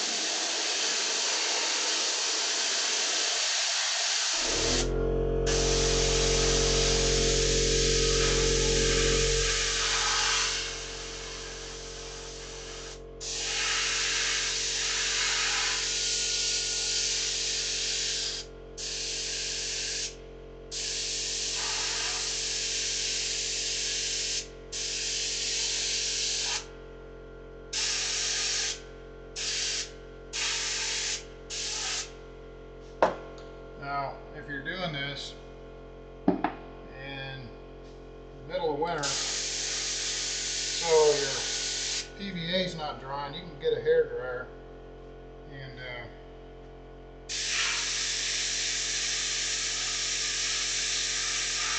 speed it up a little bit.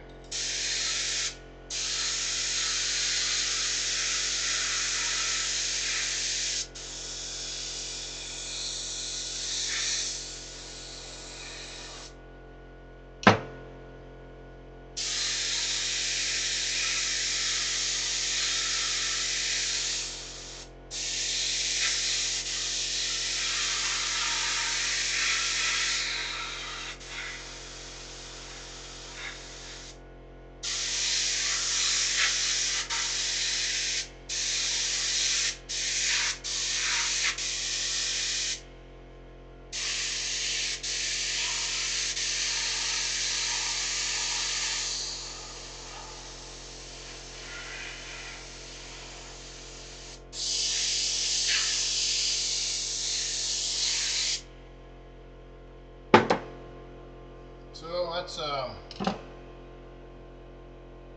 it's almost 12 of them.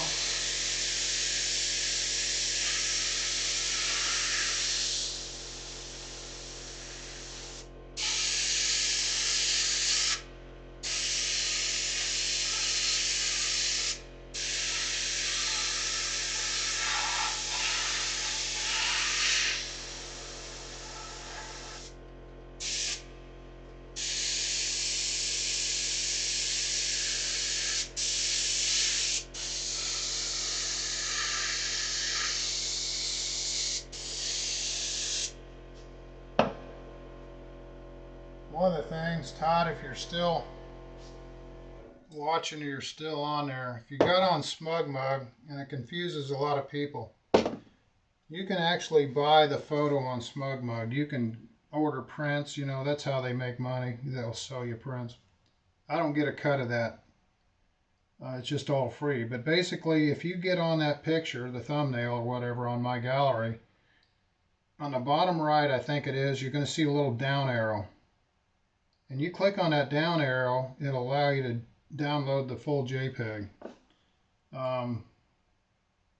They're going to try to trick you into buying a photo. They're going to say, buy photo here. And you can do that if that's what you want, if you want to print, obviously. But if you want to download the full-size JPEG, there'll be a little arrow and with a line underneath it.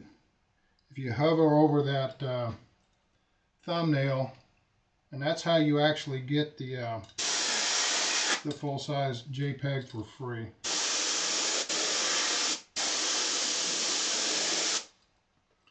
Otherwise, it's sort of confusing. I mean, I guess they try to confuse you into buying a photo, which is alright, I guess.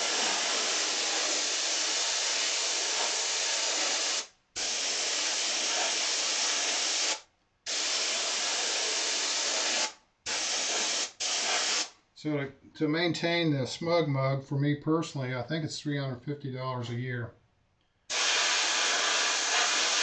The way I justify it, I guess it's like it's a cloud service for my pictures. So I'm actually paying them to hold my photos.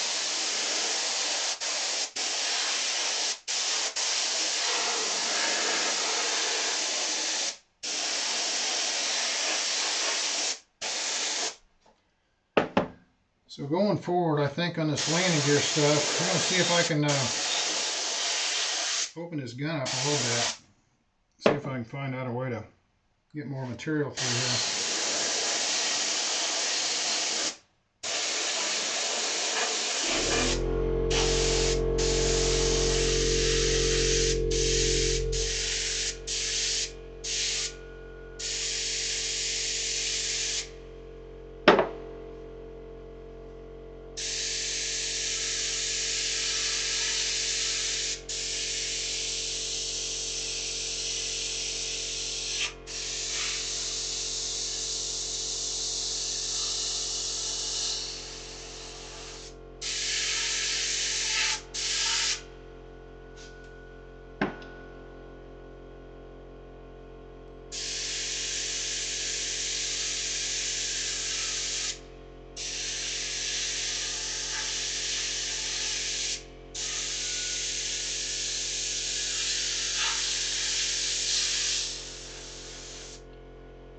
It'll be interesting if I get up the nap, if I'm able to get a fast enough connection.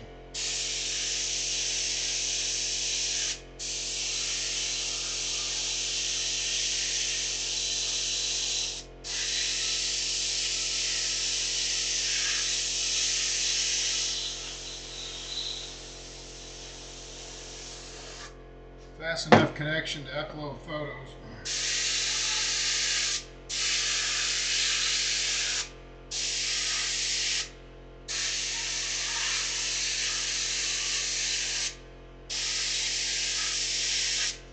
I don't need a 5G, but I need something pretty solid.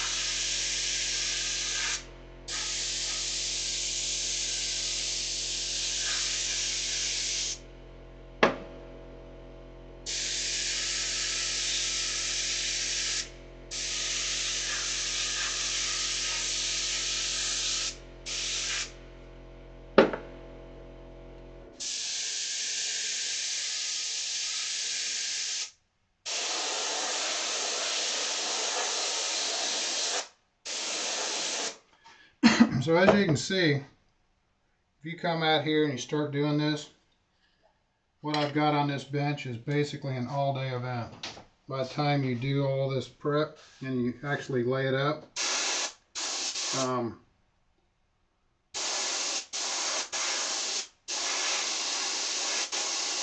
Yeah, you'd be out here all day. And then the next day you'd be doing nothing but cleaning flash.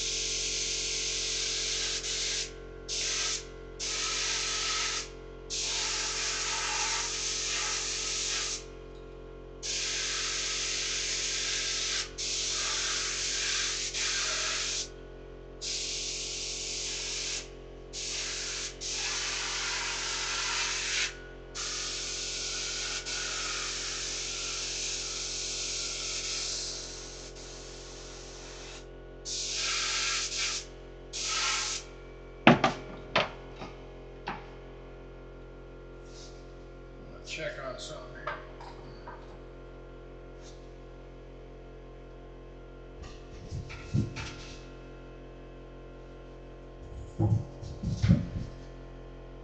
Thought I had another mold somewhere.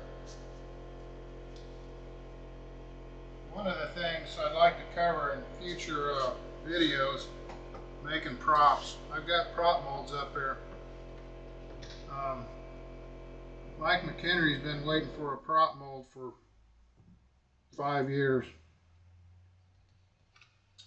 Hope he's not in a hurry.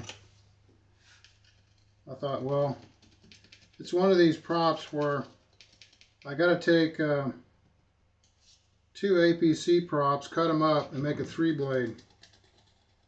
And that'll be my plug for a mold. So I think it's a prop that he's going to put on a PA 3-blader. So it's sort of involved, but it'll make a good video.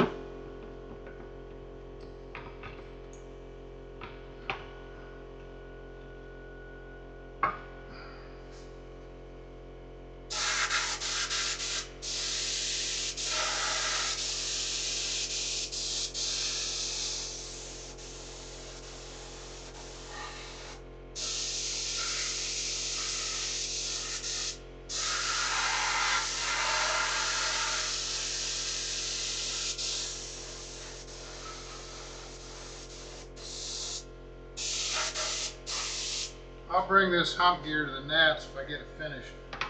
It'll be interesting to see if I can sell it.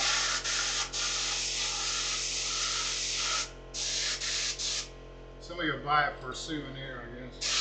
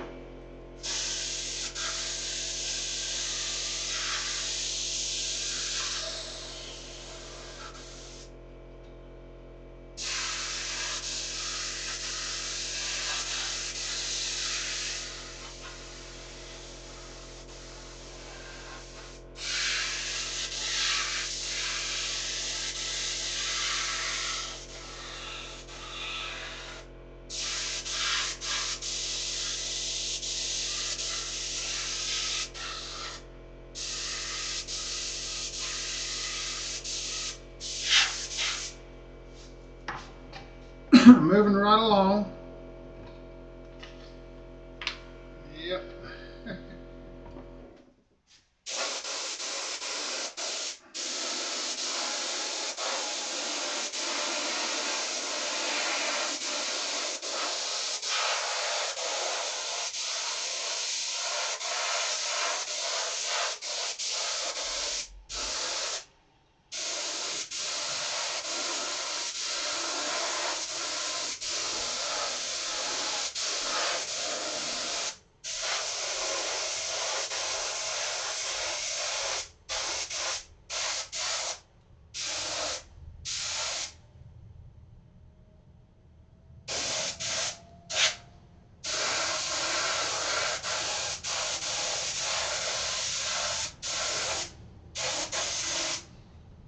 So I can tell this this gun's got a little bit of a clog in it. I can hear it whistling a little bit.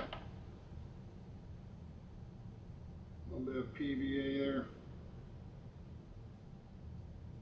on the nozzle.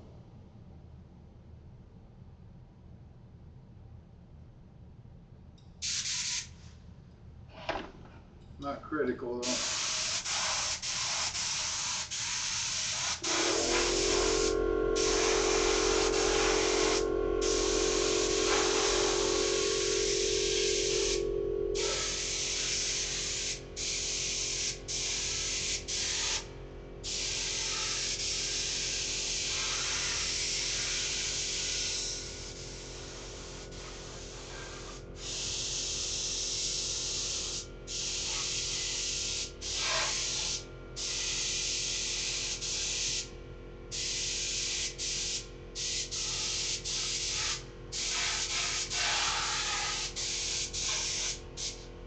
So if you don't have a lot of molds, basically your production would have to stem from the fact that you could turn the mold really quick.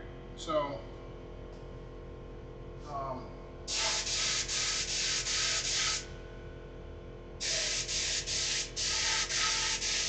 if you get this many molds, it doesn't matter how quick you turn them. That's your production right here.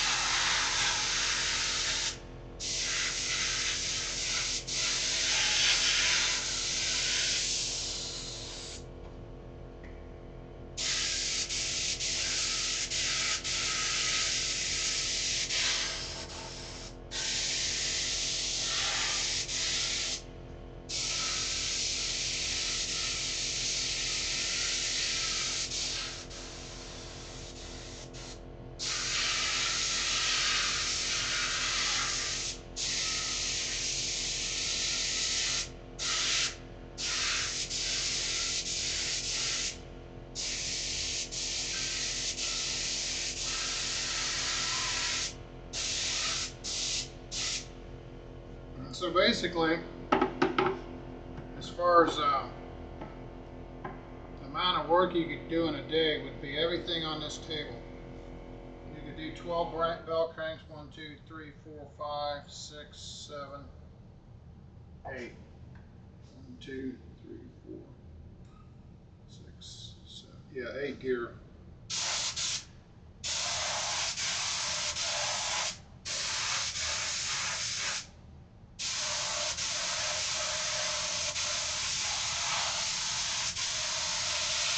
So really, you could probably do a dozen gear, a dozen bell cranks.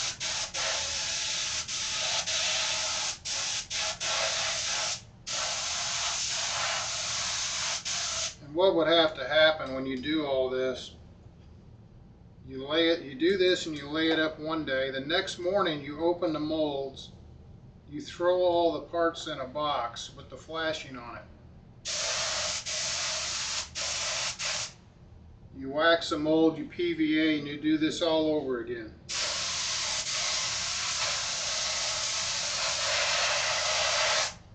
And then when it comes time to deflashing, you do all that at one time.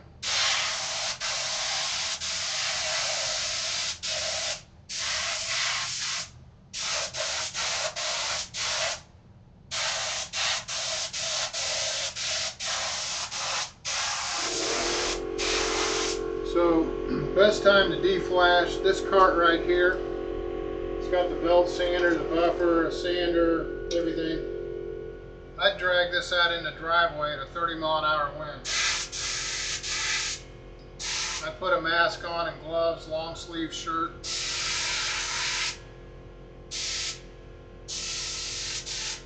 And that's how I deflash it.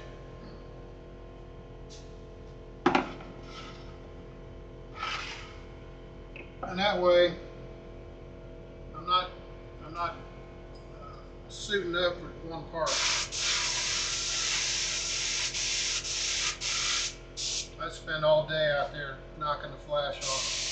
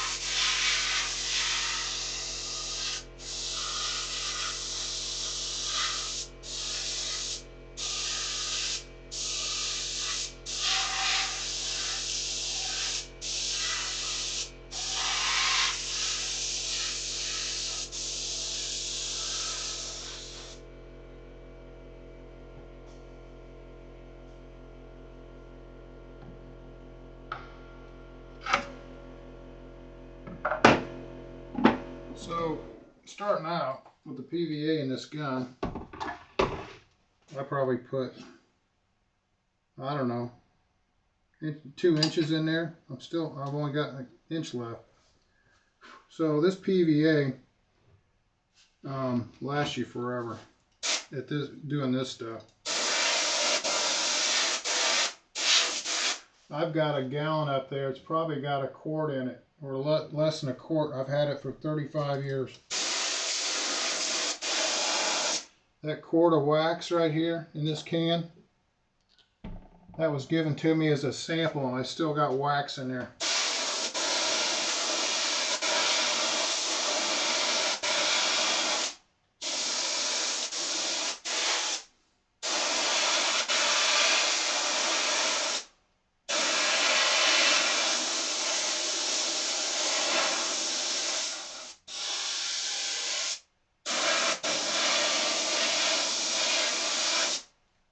One of the things I probably won't do today, but I'll put a surface coat on these gear.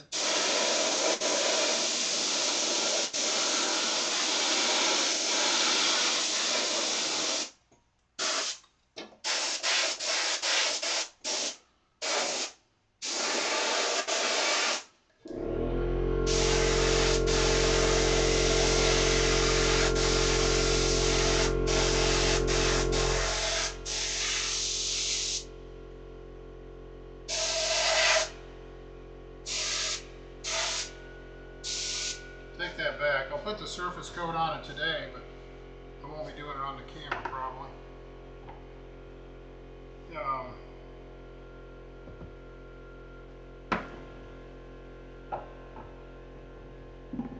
I'm probably pushing 2 hours on this stream. Sometimes I come out here on this stream, I thought, oh, I've been out here an hour. Yeah, sometimes 2 hours goes by so quick.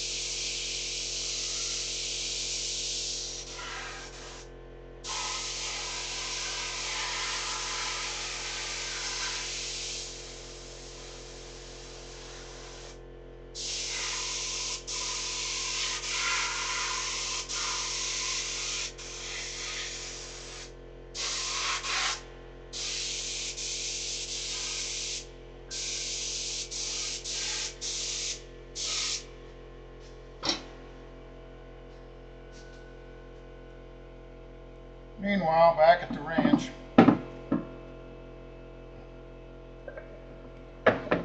so let's see. I thought I had 2 of these molds with the real narrow leg on it. I guess I don't. I'm going to make another couple molds. What I do, I make a mold, and let's just say, you know, it's, you know, the cord is what it is here, and I look at it and think, well, I could cut some weight out of it or get a little bit more flex in it. Then I'll take this landing gear that came out of the mold and I'll work it down, reshape it, clear coat it, make it nice and shiny, and make another mold off of it. So you can actually, you can have different iterations of the same. Once you get one landing gear, you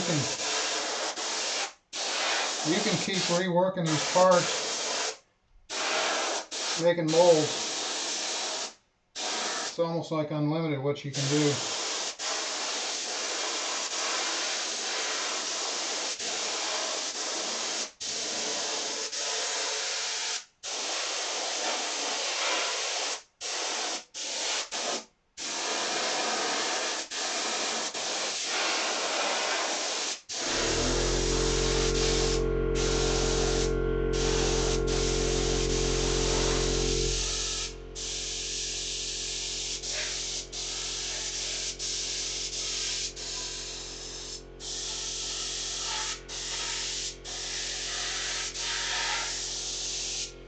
One of the things that happened to me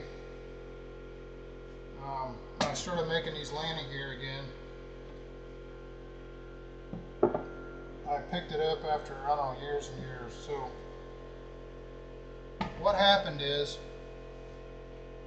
I put a surface coat in here, and I let the surface coat be stage, you know, like leave your fingerprint, but, you know, still be somewhat bondable. So I put the surface coat in there, and then I'd go to actually put the resin in there to lay up the toe. And when I did that, I could see the resin beading up. It's like it wasn't flowing and staying on the surface coat that I put in there, and I've never had that happen before. So I went ahead and, of course, made the gear, but then afterwards, what would happen is I'd actually take the gear out of the mold, and the surface coat would peel right off the gear. It wouldn't even bond at a B stage. And I traced it. I thought something's different. I couldn't figure out what it was. So basically I traced it back to the acid brushes. When you buy these acid brushes or chip brushes, they might be okay. But if you get a certain lot, this lot, they probably had some kind of release agent on that hair they put in those brushes, and it was transferring to the part.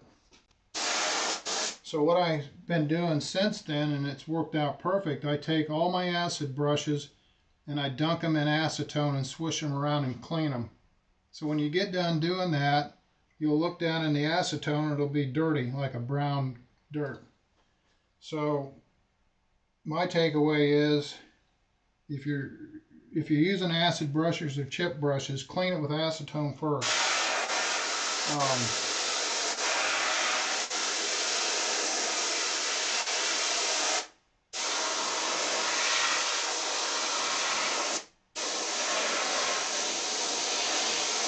Especially when you go to Harbor Freight or Amazon, you're buying these cheap brushes and stuff that who knows what they're meant for, but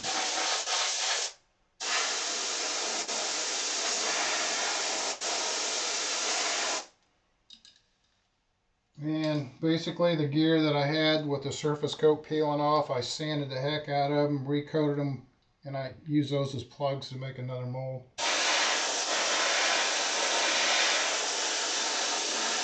So it's not all wasted.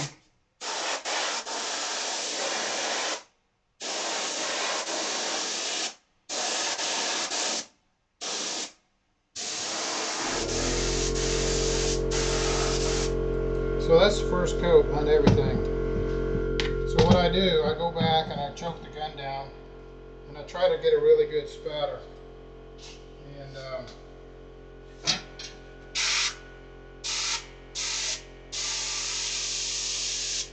So it's really dry.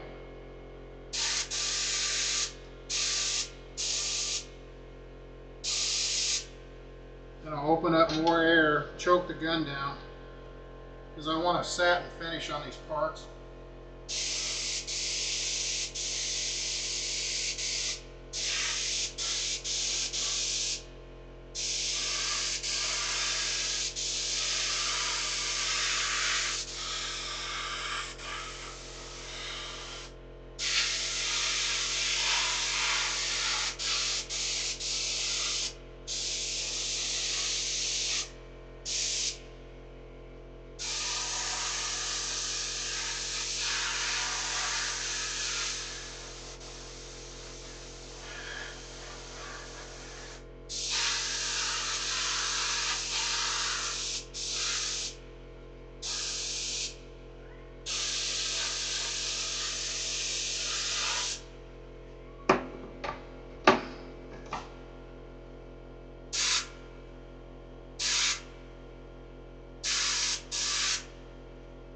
So the trick is a lot of pressure. I'm running probably, I haven't looked at the compressors, probably 60, 70 pounds. Which would be less at the gun, but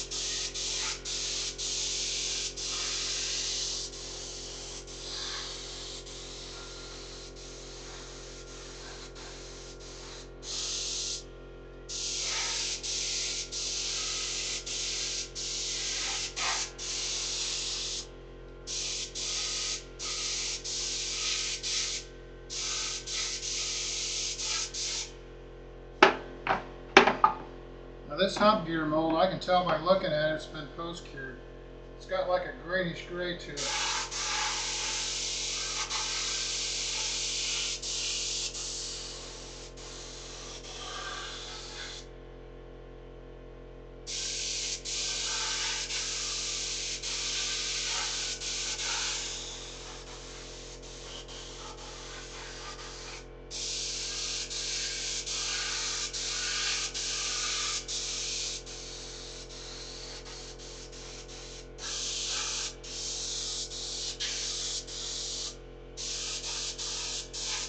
Now this RC gear for this little stick plane, I made one out of West Systems. I wouldn't do that for a stunner, but the West Systems gear, the one on one of these little sticks we fly at the RC field, and it's been working out okay, no problem. Not subject to any heat or anything.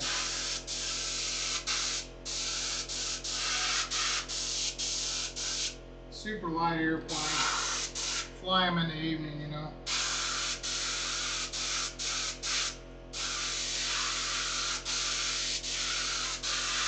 So the West Systems, even though it's not a high temp, for some of these RC fuselages and RC parts, I wouldn't hesitate using it. The guys have used it for years. Guy in the club, Larry, he'd make fuselages and parts out of West. Never had any problem. I always told him, I said, you need to go to a higher temp. But he said, I've never had any problem with West for what I'm doing. And for parts I sell that are structural gear, bell cranks, it's all high temp.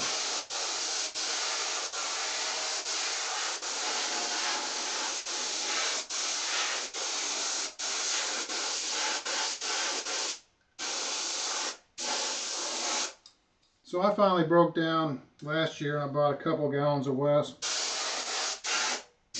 Another thing I like it for, I mean, it's obviously easy because it's a one pump, you know, on each hardener and resin. But it's great if you want to build up a plug or something to make them old. So I found a lot of uses for it.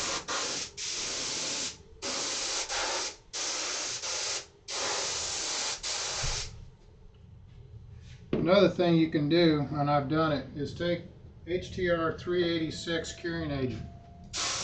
Mix that with West 105. You got to do it 33% per hundredweight.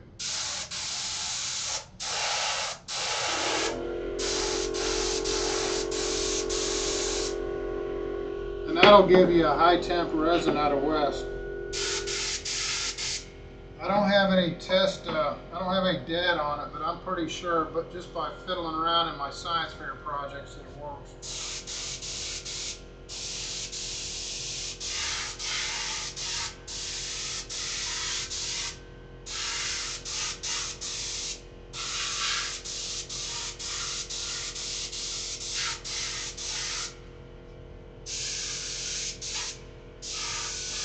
So West Systems, they came out with a product called Composite. And I think that was to answer some of the questions on the higher temp resin. It has better properties.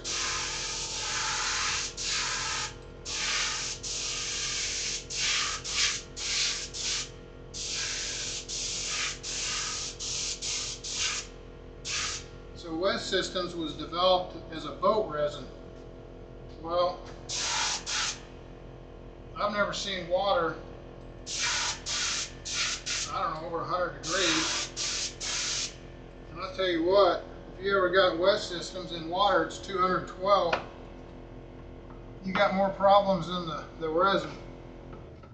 So, back in the day, you could take a bully prop, and you could stick that prop in boiling water and then tweak it.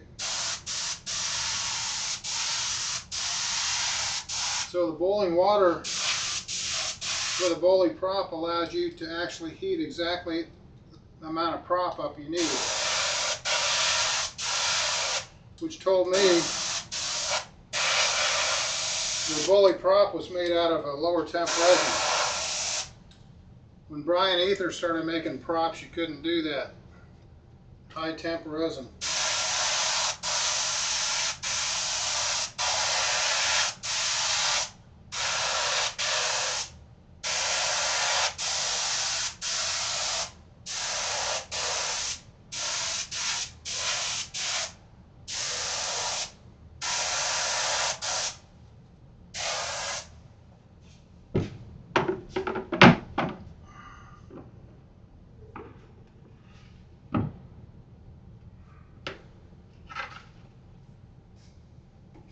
I can't believe that stream is still going.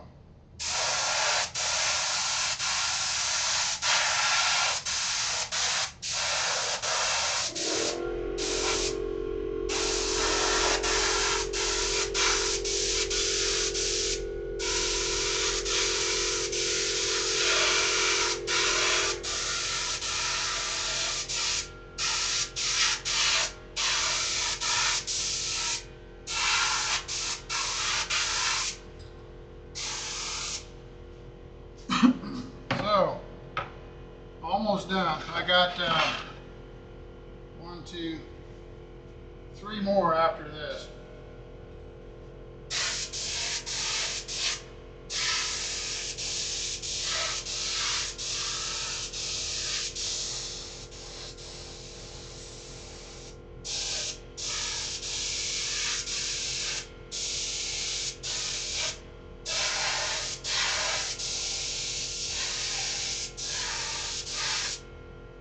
So let's talk numbers. Okay, 1, 2, 3, 4, 5, 6, 7, 8. 8 gear.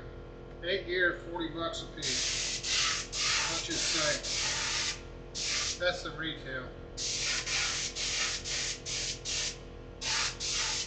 So you got $320 retail in gear.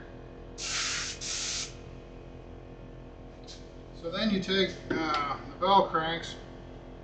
Let's just say it's 25 a pop, 12, 300 bucks.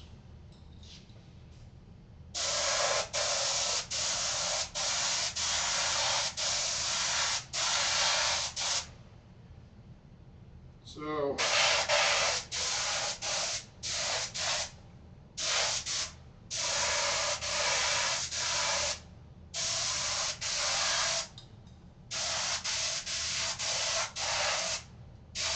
you can sort of see how the math would work out.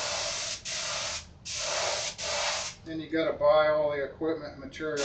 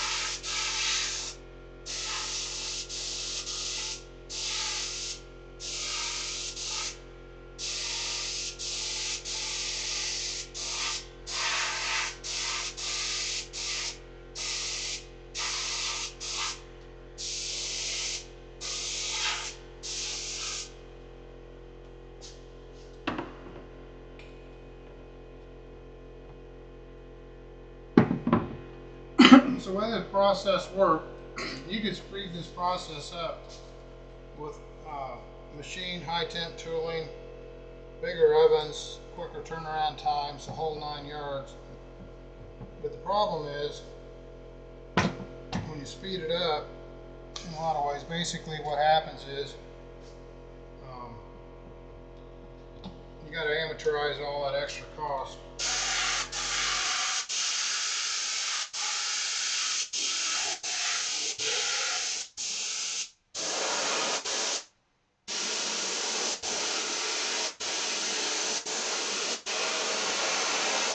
And then you're going to chase your tail. Can you imagine all the molds Bully had for all those props? Fast forward to the electrics, every prop mold he had became obsolete overnight.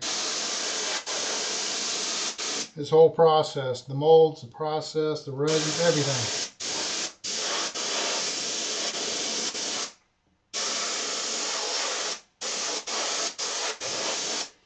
So you can't stand in one spot. You got to keep running if you're, when you're in business. You know, it just so happens to be some of this stuff is still relevant here, but if I come up with this carbon fiber bell crank with a fork, it's going to make all this obsolete.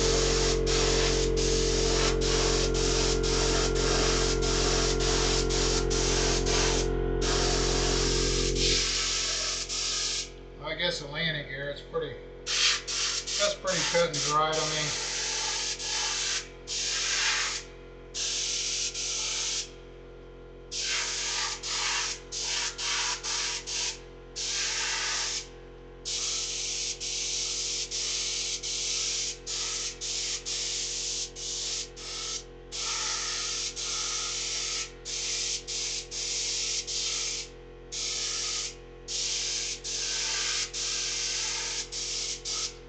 I was telling Robert, I said, you know, that the carbon fiber tanks, I said, basically the way to do that is get a hold of a manufacturer and have them manufacture the tube.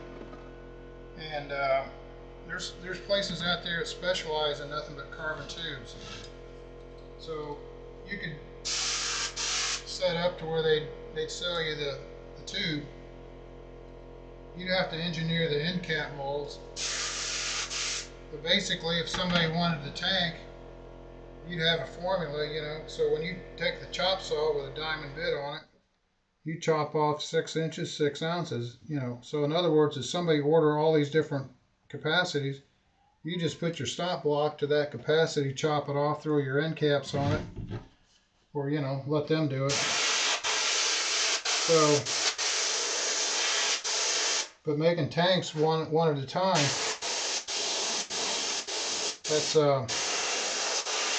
that's like these bell cranks. It's not profitable. And maybe, let's just put it this way.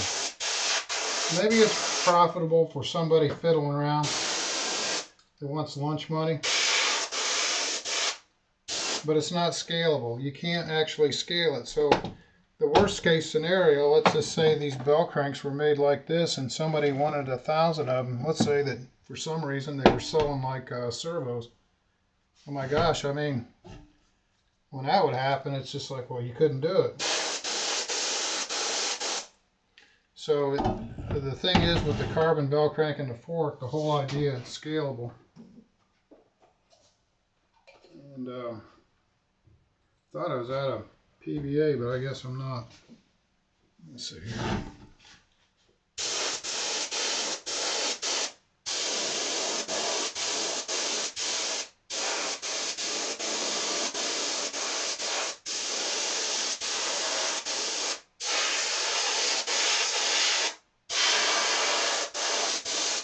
I was telling Brent, you know, with the laser cut horns,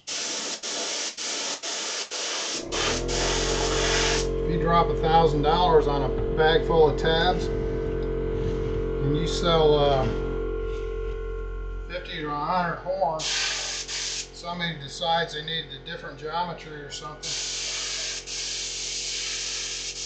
now you're sitting on all those tabs with no use.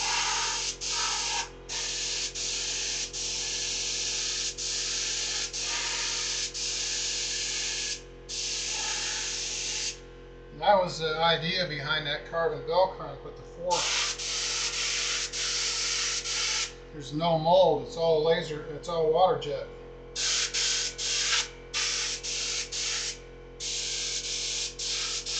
So the mold can be changed just instantaneously on the plate when you lay up the pre-frame. If something needs to be changed on the geometry of it, well, they can go into the computer on the CAD program that does the water jet and change it in probably about 2 minutes. Because I've seen them do it. I used to go to the place, I had to change some hole locations. The guy pulled up the computer, started clicking the mouse, and he was done.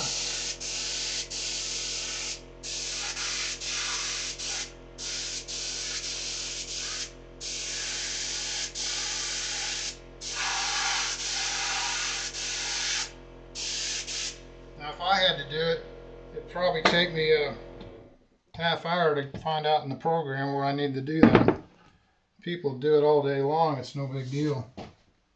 So, yeah, the real reason, like today out here, I just wanted to give you guys a sort of a overview of what's involved on a production level.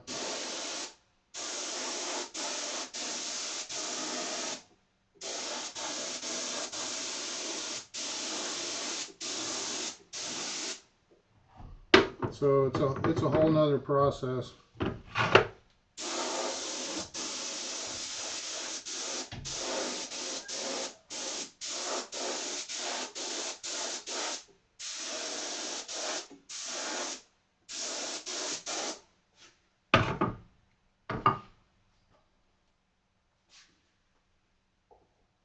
Let me check on my pressure out here.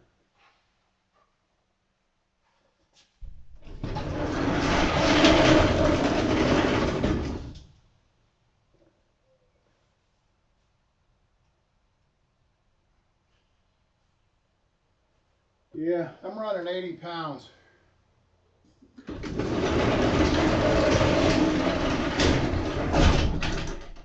I got 80 pounds out there at the compressor, so it's probably 70 at the gun, 75.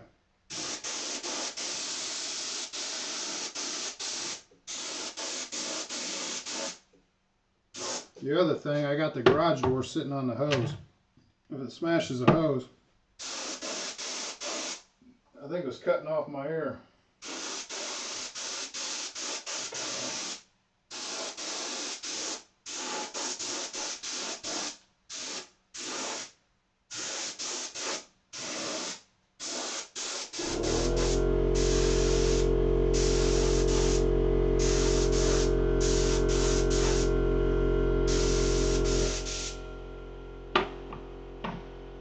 So what I'm doing now, going over them, I'm putting a mist coat on to give it the satin look.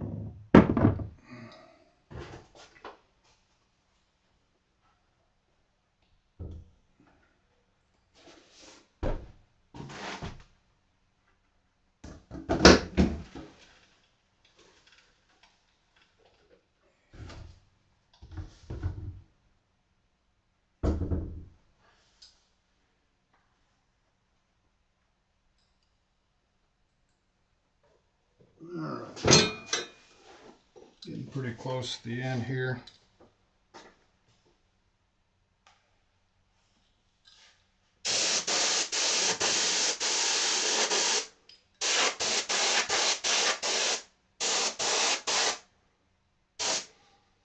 PVA Marathon.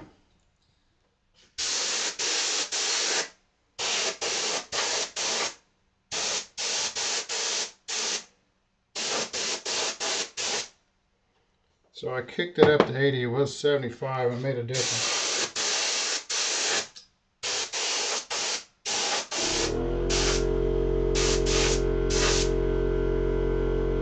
Get me a little bit more spatter.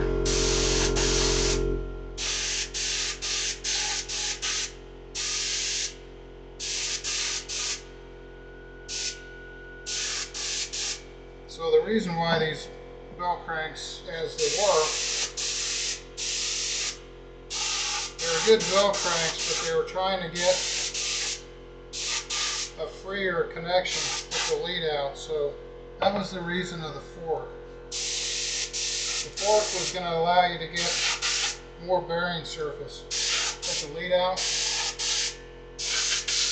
more bearing surface, and a freer connection. Also, the thing the fork allows you to do is take the lead out on and off.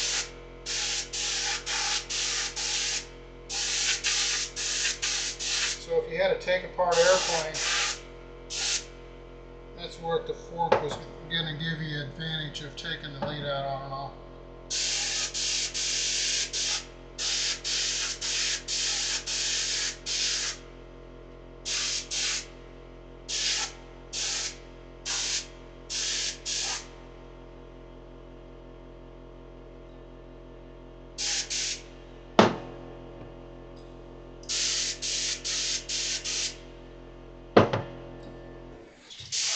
So with any luck,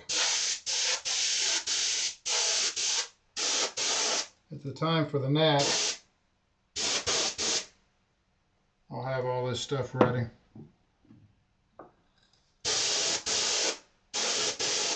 No guarantees.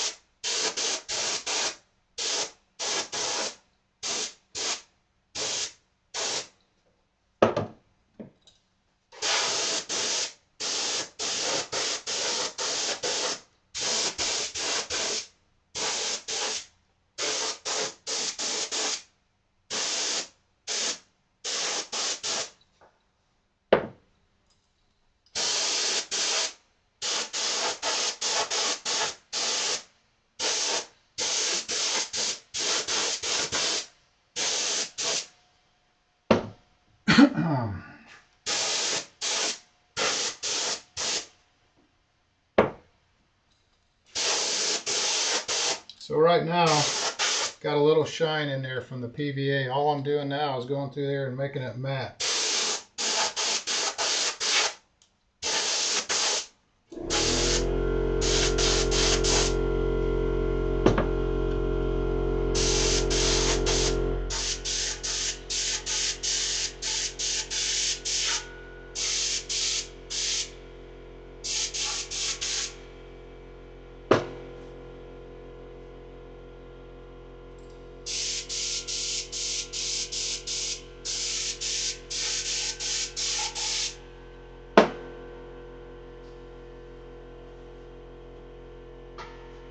So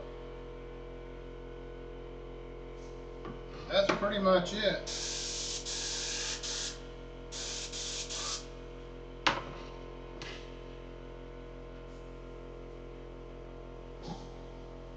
So there's a PVA marathon session. Tell you what, if you made it through the whole video, you're a better man than I am. So I'm going to go ahead and click off here. I'm going to eat lunch, and then I'm going to come back probably later, and I'll go ahead and finish these things up. So let's do a quick number here. Let's see, what have I got so far? Let's say that all this was finished. All the parts were finished. So let's go to the calculator. So let's say 12 bell cranks. Let's just say they're 25 a piece, all bushed up. 25 times 12. There's $300. Okay, so 1, 2, 3, 4, 5, 6, 7, 8. 8 landing gear times 40.